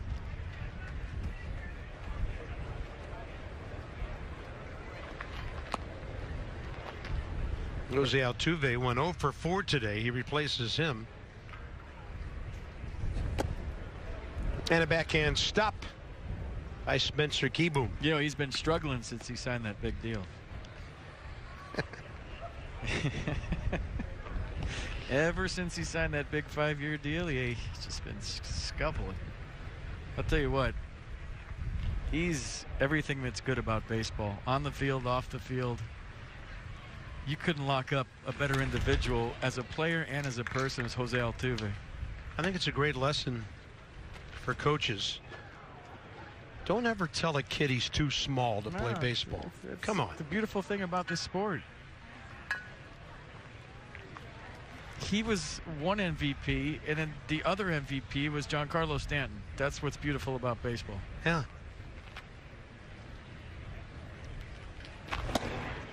And don't get me going on the too small thing, because I got about 3 hours of material on that one. I mean, we told you earlier, they sent him home from a tryout in Venezuela saying he was too small. Then he was non-drafted, signed for $15,000, and now he's an MVP, a World Series champion. He just signed for $151 million. That's pretty cool. I don't care if you're not a fan of the Astros, it's still cool.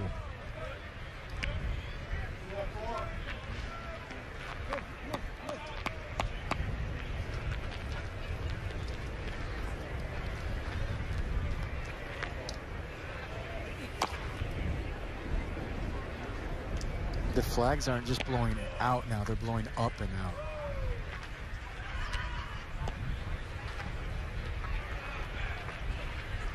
So according to my calculations, he has just signed a contract that's worth 1,000 times more than what he signed for. Yeah, 1,400. 1,000 times. 1,400 times more than what he signed for.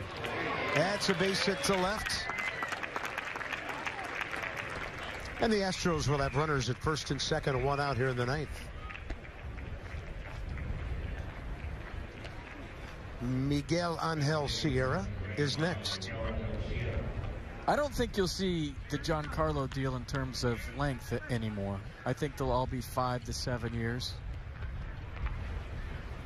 in my opinion.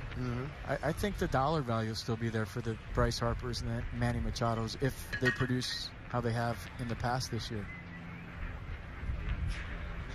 It's a long commitment, like a 13-year deal, a 10-year deal.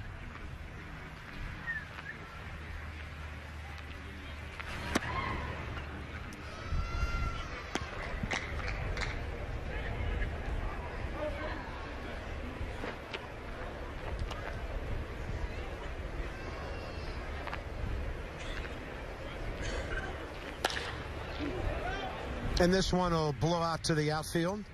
Moises Sierra on the fly ball by Miguel Angel Sierra. And 2 outs here in the 9th. And the next hitter will be Abraham Toro Hernandez.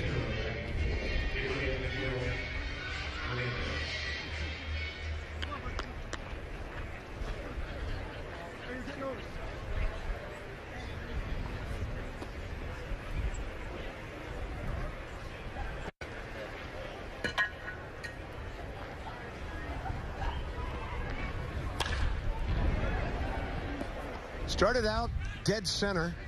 Over toward the gap a bit. Andrew Stevenson has it. So Chris Smith battles back for a scoreless 9th. Nats have 3 outs to go. To Houston. Gio almost got through 5 today. 8 runs, only 4 earned through 6 innings. And afterwards, his assessment of his performance. Stuff-wise, I was, felt good. I was making good contact down on the ground. And that's why I wanted some ground balls. As far as that, obviously, the hit balls that were hitting was just falling behind on the count.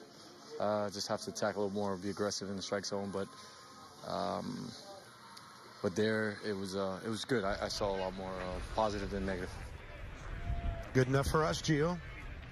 So here we go to the bottom of the 9th inning. Ken Giles, right-hander for Houston. And Spencer Keyboom is first for the Nats. And mid-90s fastball slider for Giles. You see his 2017 numbers. It's funny how in spring training you don't care about results. You just want to get your work in and execute the pitches you want to execute. But in the season, it's all about results, right? Yeah. You don't care if they line out hard 3 times or, you have the bases loaded and you wiggle out of the jam. It's all about getting a W and getting a win. And obviously the process, you want to execute your pitches throughout the course of 33 starts. But in spring training, if they bleed a few in or a couple ground balls get through, you made your pitches, and it doesn't matter if they throw up a 3 spot, a 5 spot, or any of that. You're just trying to get to the finish line and break camp healthy. That's all that matters.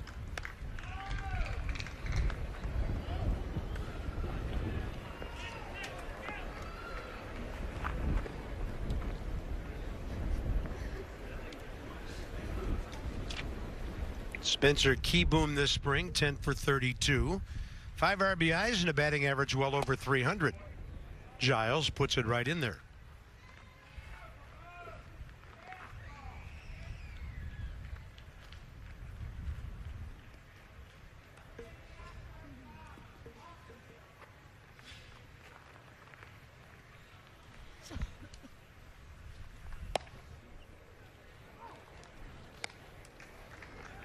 I wonder if Giles is going to be the closer on opening day for the Astros. You think he probably will, but if you remember Game 7, Charlie Morton, who's going to be the home opener starter for the Astros, finished the World Series in Game 7, pitching the last 4 innings. Right on the edge. Unreachable for Spencer Keyboom. 1 out here. Friday evening, we're expecting A.J. Cole to be the starter.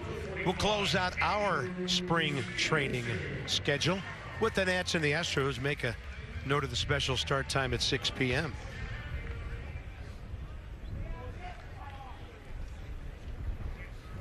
Andrew Stevenson, 10 for 43 with a home run, 7 RBIs.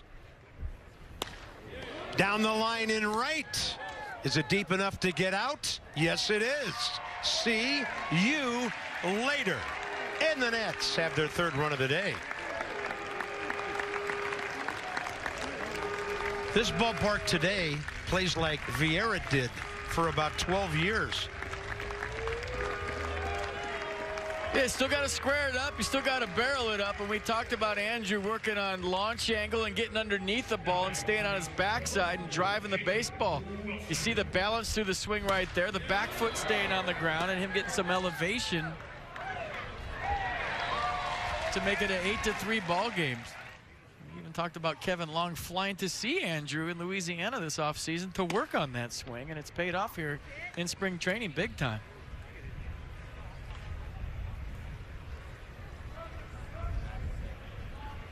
Andrew told me that was one of the coolest things that's ever happened to him as an athlete, is to have a coach come and visit him, a major league coach. 0-1, a swing and a foul tip for Jacob Wilson. who's been in the ball game since the 7th inning playing third base.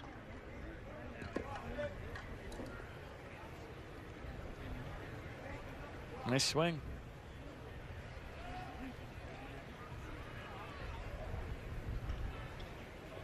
Actually came in the 8th, right after Matt Reynolds had hit his opposite field homer in the 7th. So you got to be good to have a hitting coach fly to your house and work with your swing. That means they see a lot in Andrew and they think he has tons of potential.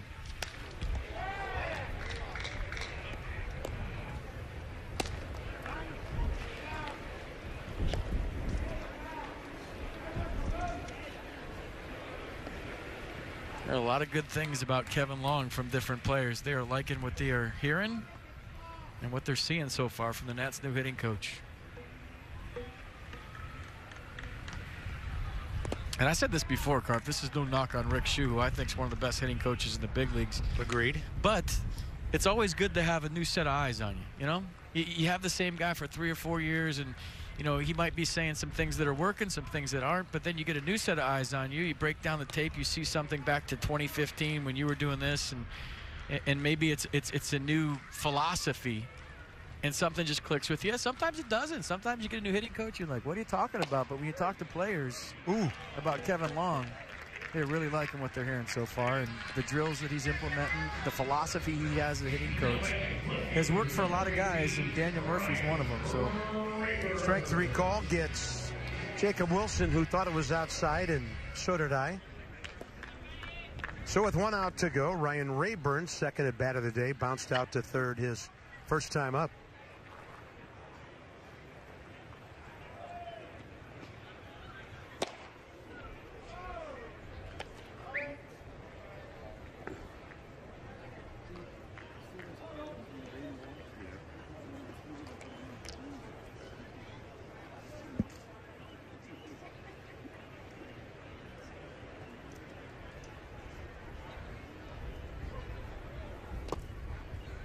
That'll even things up 1-1, Ryan.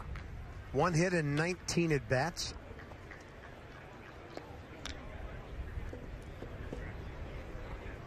Giles reminds me in mound presence and stuff of Coda Glover.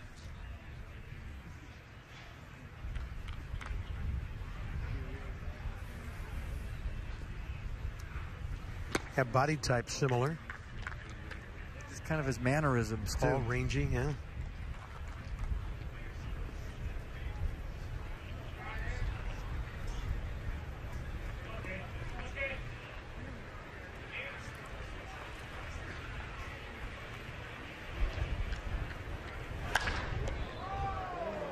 Wind will take that well out of play. That's a tough catch.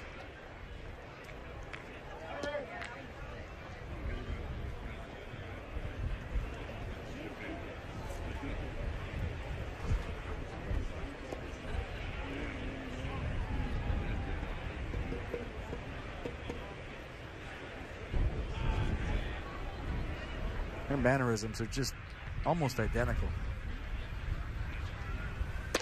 Fastball right high, 3-2.